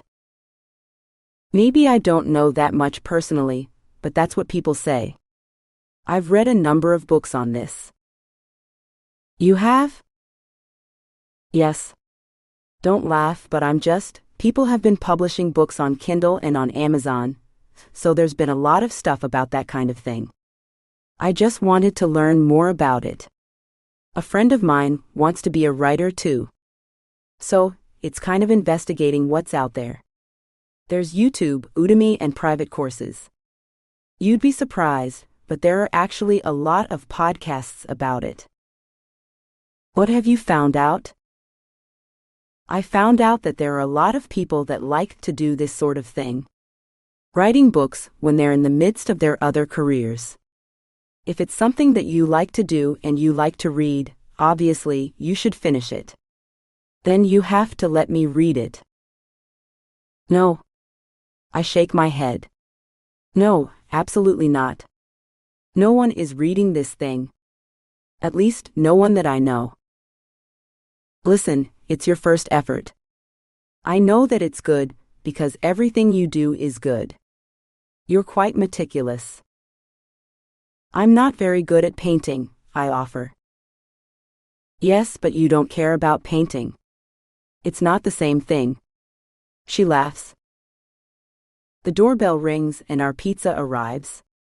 I put the 2 boxes on the coffee table, and we don't bother with silverware or plates. I fold mine in half and take a huge bite, wipe my mouth with the napkin and glance over at her. She's sitting curled up, her feet totally in the seat folded underneath her as if she were a bird perched on the edge. A slice is gone in 3 big bites, and she licks her fingers meticulously to get every scrap of oil off. It's not exactly ladylike or refined, but it's nevertheless endearing. Tell me about this private school, I say, bringing up the subject at a time when her defenses are down. Her cheeks flush red. I can tell that she's a little embarrassed. Listen, I told you about my book. Tell me about this private school you want to go to. Is it for real? Yes, it's for real. It's an art school. It's got the best teachers. The students go on to do really important work in New York and San Francisco, and just really make an impact on the art world. You should see who graduated from there. Well, you don't know anything about art, but you'd be impressed if you did. I laugh and wonder out loud, seriously, how did you find out about it? I've known about it for years. I've always wanted to go there. So you applied behind Mom's back? I ask. She nods. I wasn't sure if I would get in, but I did. And then I got a scholarship on top of that, but Mom still didn't want to hear about it. What happened? She's just so, I don't know, closed off or something, she says, shaking her head. She's always in a bad mood. She never wants to do anything. She just goes to work, comes home, and sits around watching TV sometimes if she's lucky. I think she's depressed. If she just lays on the couch, then it's kind of like how she was when Dad. My words stop. I hadn't meant to say that out loud. Violet just shrugs and reminds me, I don't know how she was back then, remember? I was too.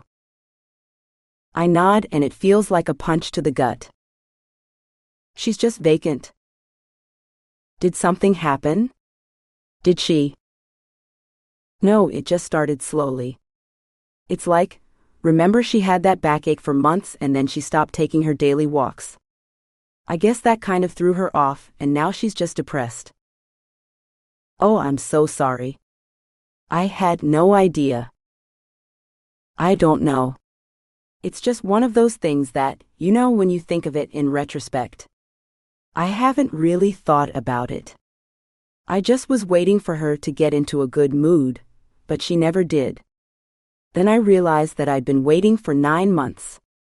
It seems like a long time to wait for a good mood. At some point, it becomes a personality. Yeah, I know what you mean. You never visit, she says, looking directly at me. A flush of regret and guilt washes over me. I'm not saying that to make you feel bad. Violet shrugs. It's just what it is. You have your own life. I know you're really busy. There are all these things going on here with your career and boyfriend. I shake my head. Well, whatever, dating life. Besides, I get it. I wouldn't come back ever if I were you. What are you talking about? I ask. Mom's impossible to deal with. You know that. I'm sure she's been like this for years. I'm tired of her moods. I'm tired of adjusting to what she wants. I just can't wait until I'm 18 and I can move out and get out of there.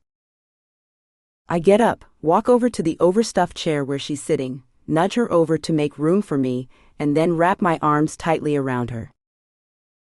What's that for? She asks, pushing me away, but I pull her in closer.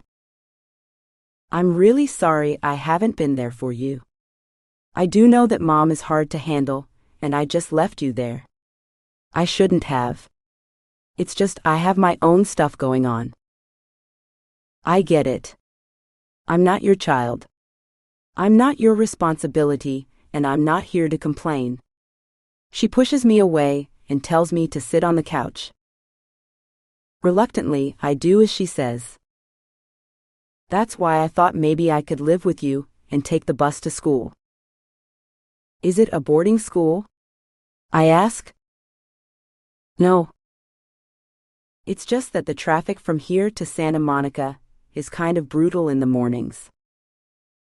It doesn't matter. I'm going to wake up at 5 a.m. if I have to. It's worth it.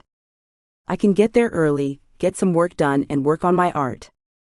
I just think it's going to be really good for me. Let me think about it, I say. Don't tell Mom. She nods. What about tuition? She asks. Maybe I can get a job. No, you can't. You're underage. I can work in the summer. I can do chores around here, whatever you need. Okay. Do they have some sort of financial aid options? I ask, unable to believe what I'm saying. She starts to smile from ear to ear and say in a jolly voice, yes, they do. Are you willing to do that? Are you willing to take out a loan for me? I can't make any promises, but let me think about it, I say.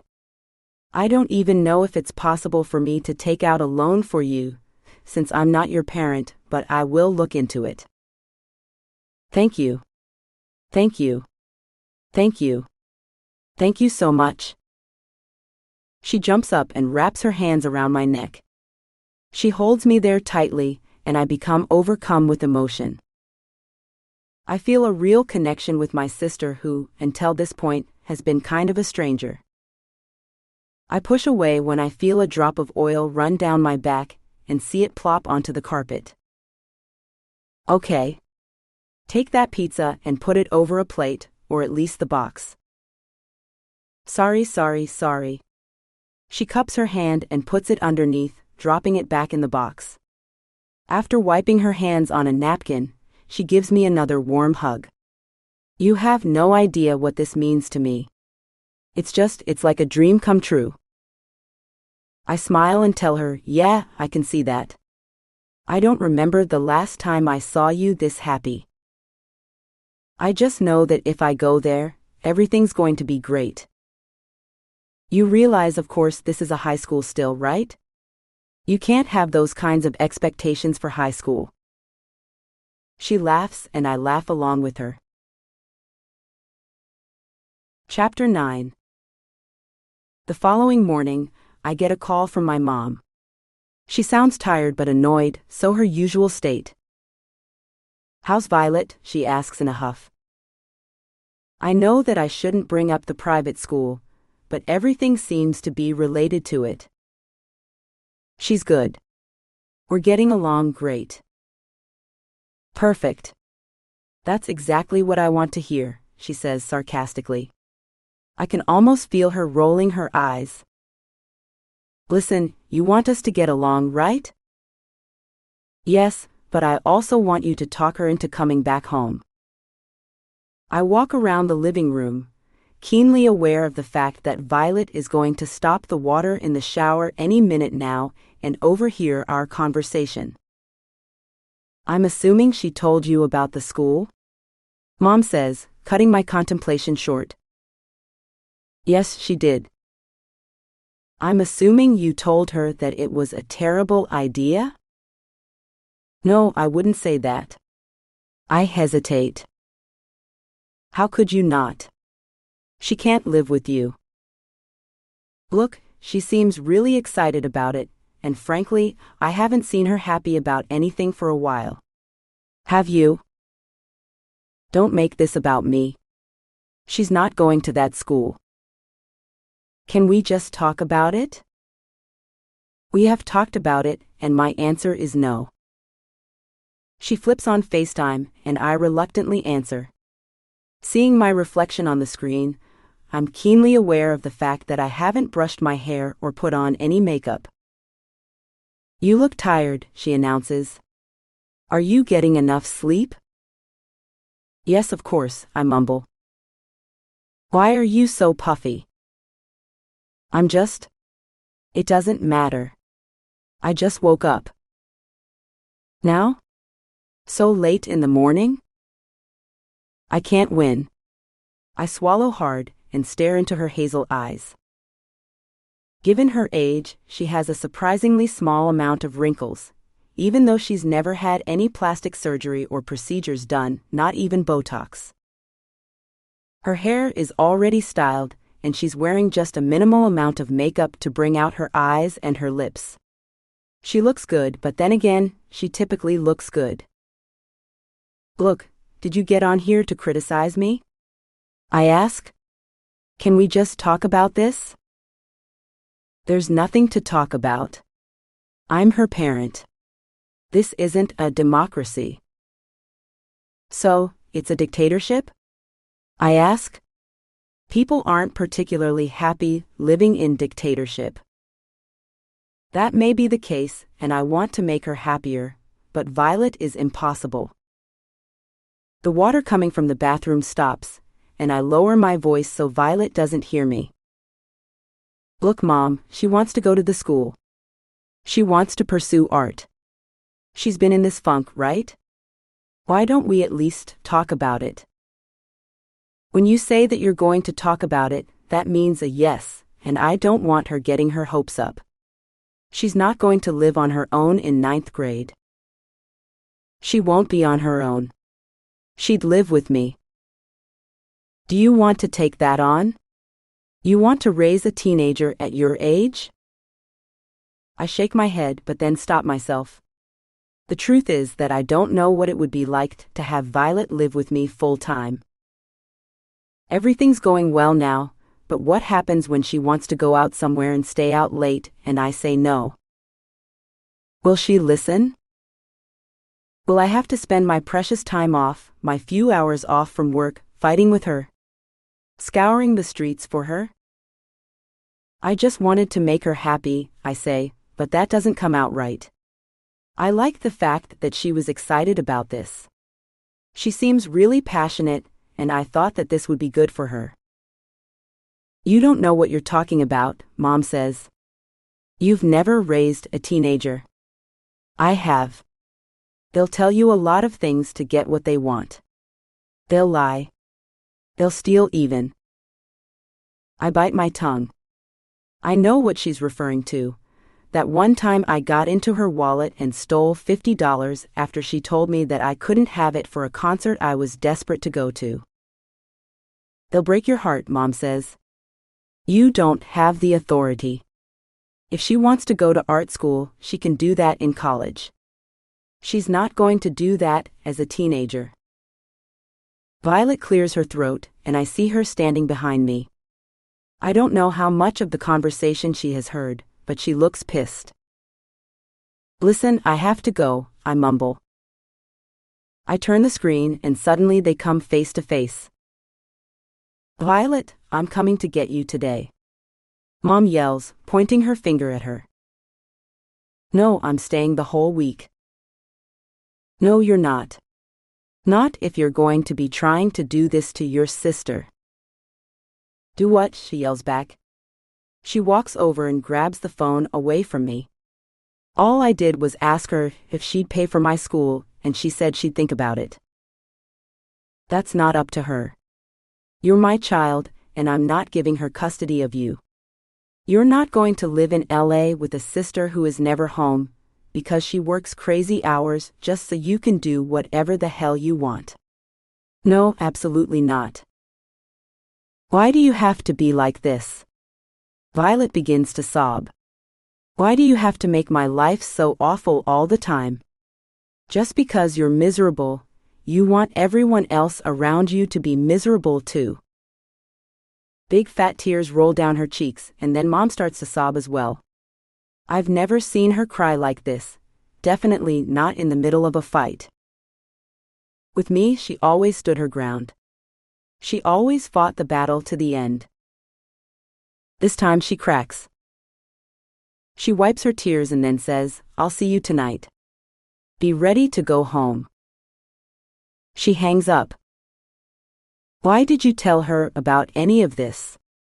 Violet snaps at me. I didn't. She's the one who brought it up. This wasn't the right time. Now she's going to come and get me. I can't even stay here anymore. Look, I'm sorry, okay? I don't know what happened. What happened is that you don't know Mom. You don't know how she is. I asked you not to say anything. We had a plan. You said you were going to look into financial aid options and maybe custody. Custody? I ask. I never said that. You need custody or permission from the guardian for me to live with you. I'm underage, remember? That thought never occurred to me. Her whole body begins to shake as she sobs. Listen, I'm sorry I talked to Mom about this, and I will still look into everything I said, but for now, let's just relax. Yeah, that's easier for you to do than for me. I'm leaving tonight. I have to go back home, and you finally get to have your apartment to yourself. Violet walks to my bedroom, slams the door, and turns on music as loud as she can. Suddenly, the thought of her moving in with me is not that appealing. Can I really handle this on top of my career? But can I have her stay with Mom if she's so unhappy there? When I get back to work, Thomas fills me in about his conversation with the narcotic detectives and Timmy H. He has an alibi for the night of the murder. There were 2 detectives watching his house. He didn't move, and he was home all night. So, are you sure that there's no way that he snuck out or possibly had someone else do it? Of course there is, Thomas says with a casual shrug. He's wearing his favorite blazer and a tight pair of slacks that make his butt look amazing. He's no stranger to bench presses or running, and I admire the leanness of his body, a little too long for comfort. He notices and gives me a wink.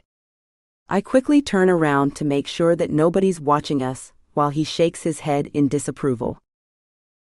You know, you can't be this shy if you want to get anywhere in life. I'm not shy, just not interested, I say. This is about something else, and you know exactly what I'm talking about. He laughs and makes a little kissing sound with his lips, pushing the envelope with everything as always. We're at my desk, and there are people around. Even though I want to admonish him, I don't want to talk about this any longer than necessary.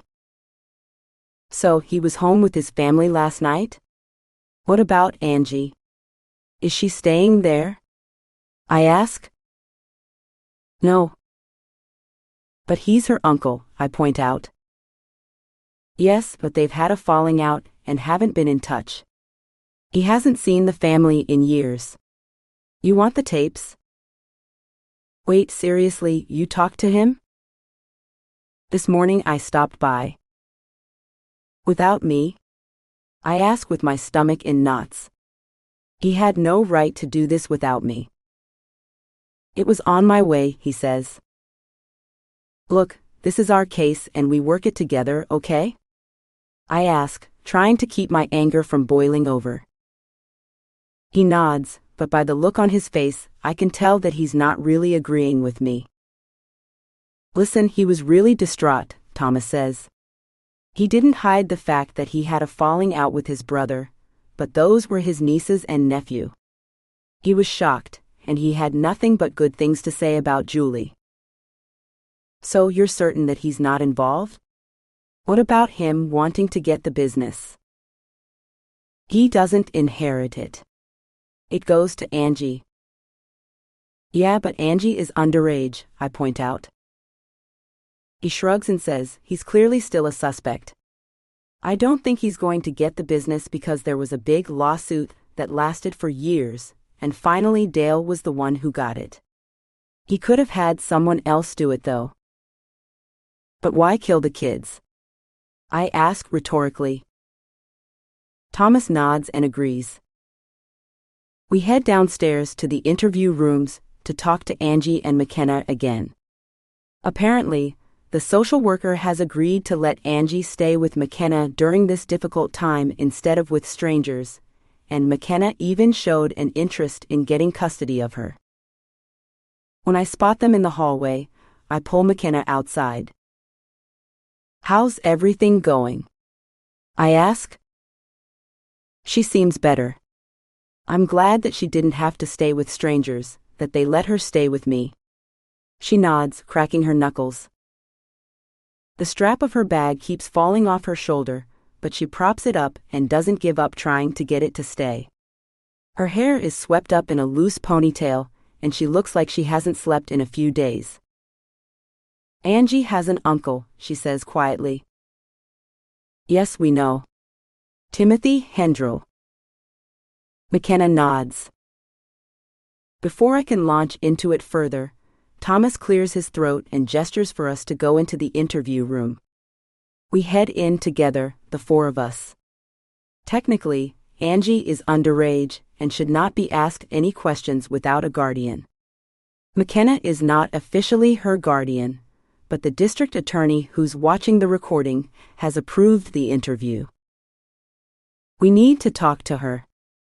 We need to get a little bit more information, and the details of this conversation can be ironed out later.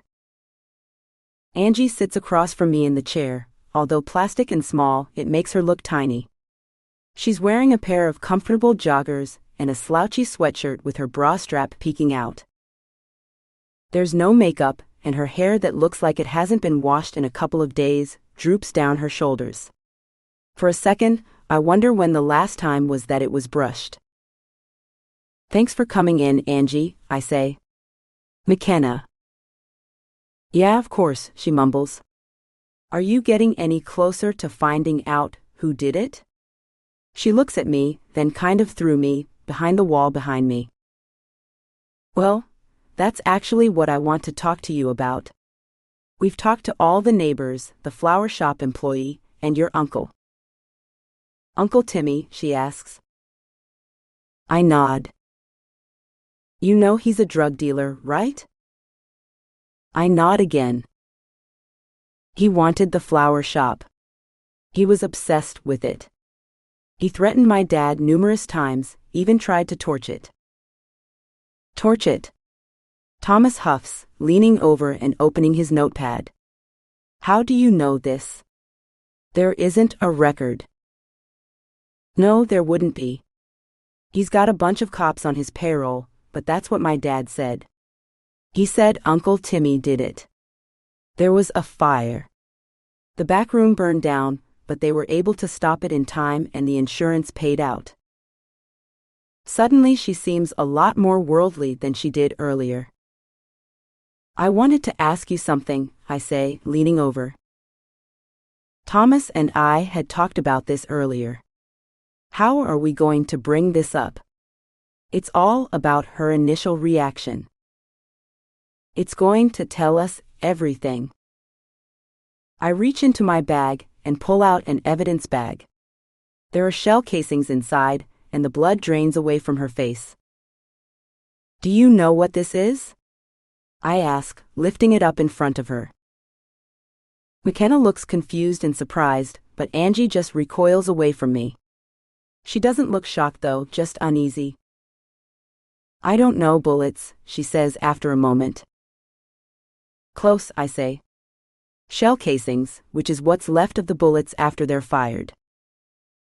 This time she looks at me, not at the bag, straight at me, and her lower lip begins to tremble.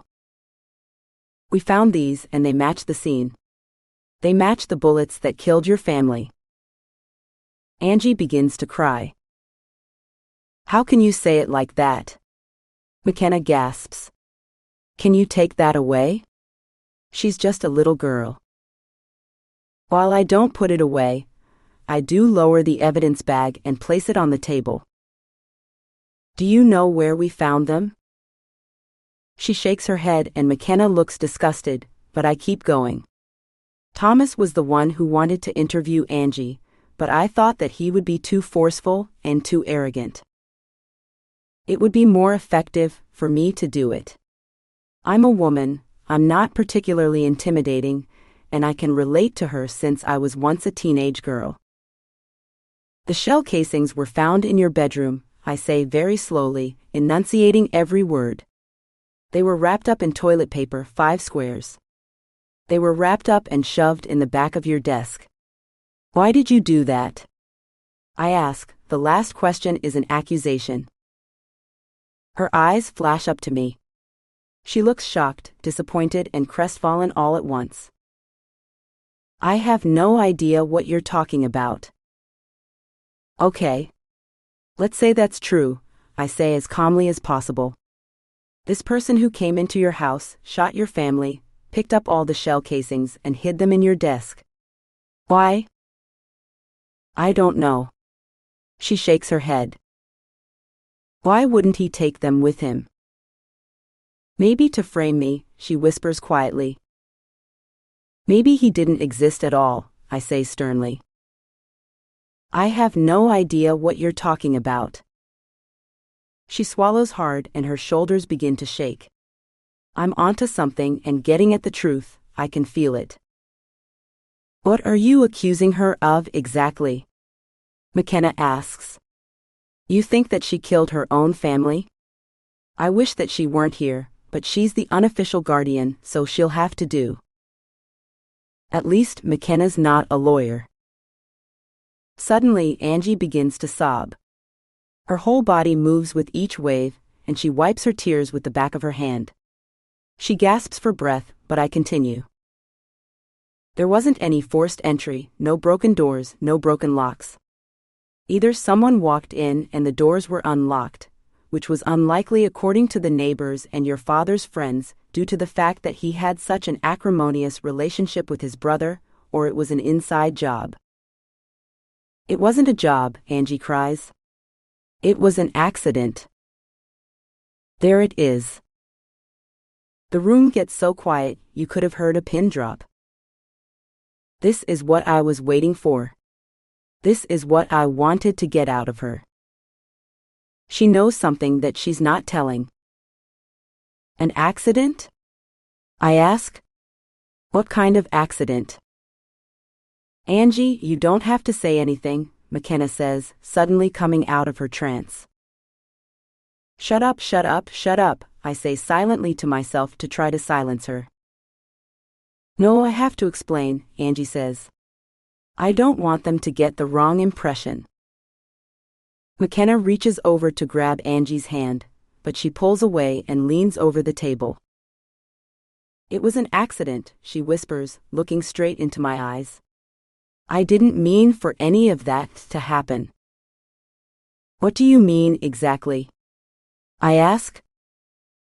I was so angry with my dad. He called me a. She pauses, swallowing her words. He called you what? The C word, she whispers. I can't even say it. You don't have to. He heard from a friend of his that I had a boyfriend, and I wasn't supposed to have a boyfriend until I was 15. We didn't do anything except kiss, so what? Is that a big deal? Everyone at school has been sleeping around with everyone else for 2 years, and my parents were freaking out over me kissing a boy. I know that must have been terrible, I say. After putting on all of that pressure, I have to make her believe that I'm her friend. I need her to open up to me and to tell me what happened. Angie, you need an attorney. You can't talk, McKenna pipes in. No, shut up. Angie yells at her. I'm going to explain. This isn't my fault. Go ahead, I urge her. It was a mistake. I had a big fight with my dad, and I was so angry, so I went into the garage where my dad kept his gun. He always kept it loaded, and with the silencer on just in case someone broke in. She pauses for a moment to collect her thoughts. Please go on, I urge her gently. He told us the combination to the safe, just in case we ever needed it, and I was just going to threaten him with it. I just wanted to show him that he can't just bully me around and make me feel terrible and call me names. Then my brother saw me with it. He startled me and the gun went off. I stare at her. Is she really saying what I think she's saying? Then my sister started to scream, and I needed her to just stop. She was yelling so loud that I couldn't even hear myself think. So I shot her too. I lose track of my thoughts. It's almost as if my mind stops working. I can't believe what I'm hearing. My mouth drops open a little bit, and it takes actual effort to close it. What about your parents? Thomas asks. I glance over at McKenna, who is staring at this girl before her in disbelief. Our eyes meet, but we both look away from each other quickly. I kept waiting for them to come out, Angie continues. They didn't. Their TV was on really loud, so they didn't hear anything. My brother and sister were dead, and I don't know. I was still so angry at my dad, and he made me do all of that. It was just an accident. There are no tears streaming down her face. There's just a vacant, empty expression indicating no remorse whatsoever. So what happened then? I ask. I'll tell you, but you have to promise that I won't get in trouble. Suddenly, she reverts back to being a child. It's like she's telling me a story, but doesn't think there will be any consequences. Does she actually think that she will walk out of this room a free woman? With every word she says, she's burying herself deeper underground. She doesn't know it yet, but she'll never leave prison if she's lucky enough not to get the death penalty. What happened then? I ask, realizing that the need to know the truth and that the story is stronger than any urge that I have to protect her. I went to my parents' room and they were sitting in bed, she says quietly. I had the gun behind my back, and I was still so angry with them for making this whole thing happen.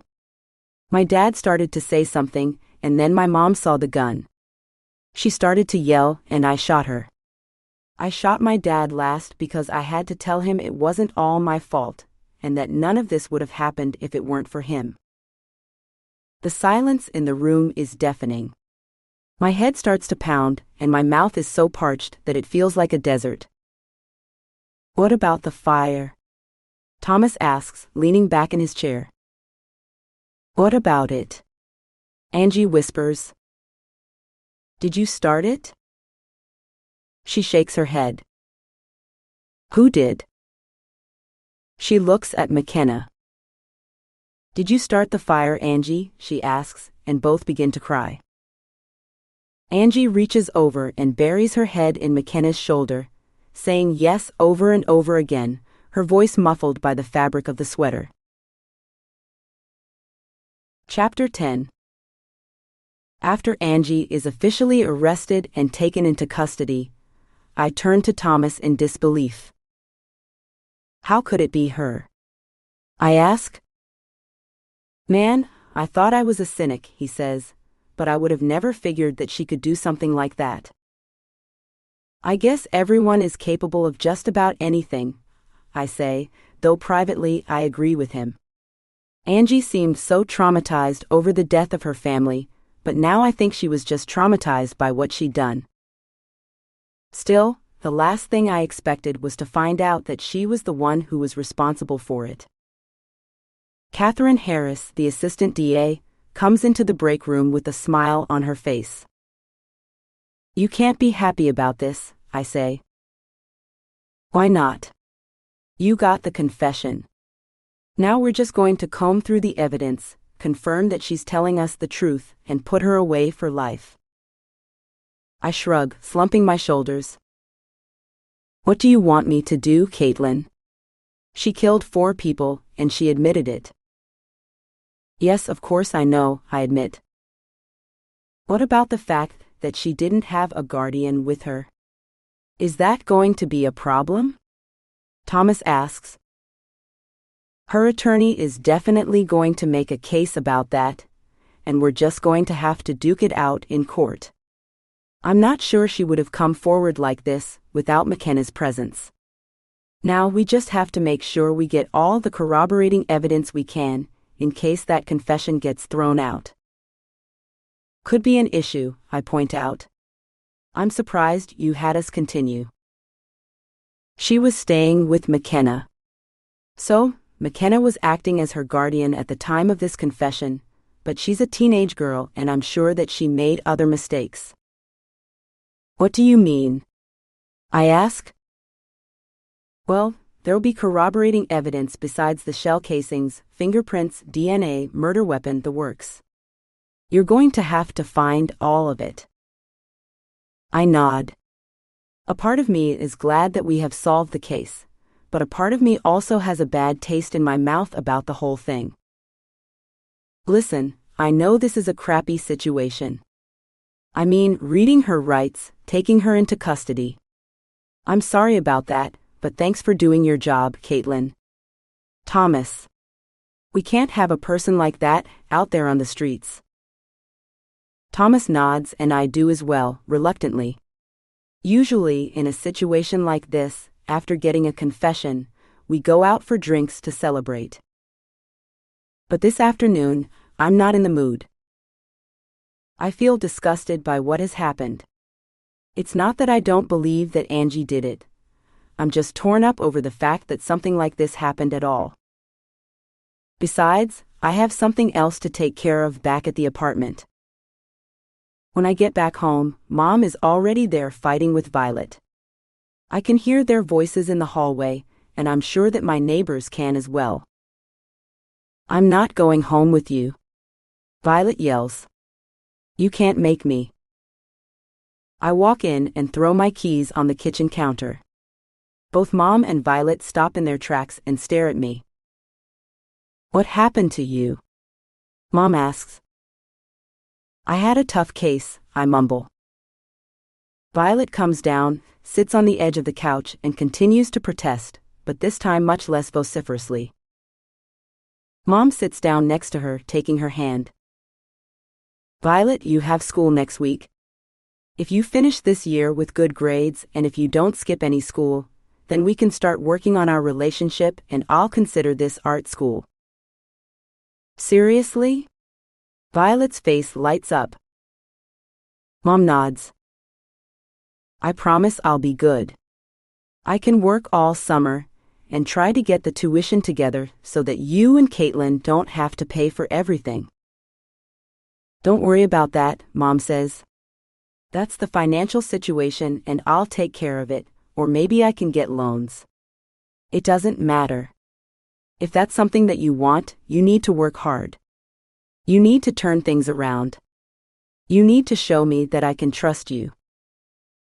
Yes, of course. Anything. Anything at all, Violet says, draping her arms around Mom's shoulders. She gives her a kiss on both cheeks and then smiles from ear to ear. I smile back. While Violet is gathering her things in the other room and packing up, I ask Mom what made her change her mind. She stares at me and says, "Nothing's changed." What about what you just said? I ask, nearly choking on a gulp of water. Look, I'm telling her what she wants to hear. I need her to come home. I need her to behave. This art school phase is going to pass. She'll forget about it. All teenagers go through phases. My mouth drops open, and I can't physically close it even when Violet comes out. She doesn't seem to notice a thing, and instead gives me a warm hug and thanks me for talking some sense into our mom. I want to ask her to stay, but I can't quite find the words. I want her to stay, but she needs to finish the school year, and I'm too irresponsible to raise a teenager. I'll call you, I promise. Text would be better. Violet laughs and waves goodbye to me as I see her get into Mom's car and drive away. I go back upstairs, still drenched in disgust from my day and all the horrible people that I've encountered. I want to take a shower to wash it all off. After I do, the disgust lingers in the air like mold. There's nothing I can do for Violet now, but there is something that I can do for her later. I open my laptop, find the school's website, and click on their financial aid information. One of the tabs says, "Want to see how you can afford the school for your child?" I click on it and start to fill out the information packet. I hope you loved meeting Detective Kaitlyn Carr and her sister, Violet. The first full-length book in the Kaitlyn Carr series is Girl Missing. Find out what happens when a young girl is found hanging from a tree and Violet disappears.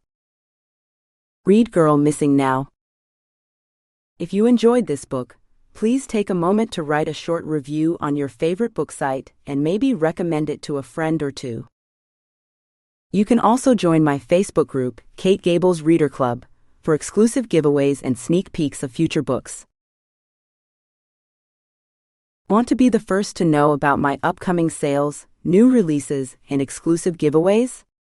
Go to kategable.com. Want to email me? Write me at kate@kategable.com. Also, make sure to join my newsletter and my Facebook group. About Kate Gable. Kate Gable loves a good mystery that is full of suspense. She grew up devouring psychological thrillers and crime novels, as well as movies, TV shows, and true crime. Her favorite stories are the ones that are centered on families with lots of secrets and lies, as well as many twists and turns. Her novels have elements of psychological suspense, thriller, mystery, and romance. Kate Gable lives in Southern California with her husband, son, a dog, and a cat. She has spent more than 20 years in this area and finds inspiration from its cities, canyons, deserts, and small mountain towns. Write her here. Kate@kategable.com. Check out her books here. www.kategable.com. Sign up for my newsletter. https://www.subscribepage.com/kategable+. Join my Facebook group. https://www.facebook.com/group/83385102055755518. Bonus points. Follow me on BookBub and Goodreads. https://www.bookbub.com/author/Kate-Gable. https://www.goodreads.com/author/show/215342224.Kate_Gable. Facebook. BookBub. Goodreads. Instagram. Also by Gable. All books are available at all major retailers. If you can't find it, please email me at kate@kategable.com. Girl Missing Book 1. Girl Lost Book 2. Girl Found Book 3. Girl Taken Book 4. Girl Forgotten Book 5. Girl Hidden Free Novella. Thank you for listening to Girl Hidden, a Detective Kaitlyn Carr mystery novella. A novella by Gable. Narrated by Madison Gilpin. Copyright 2022. The End.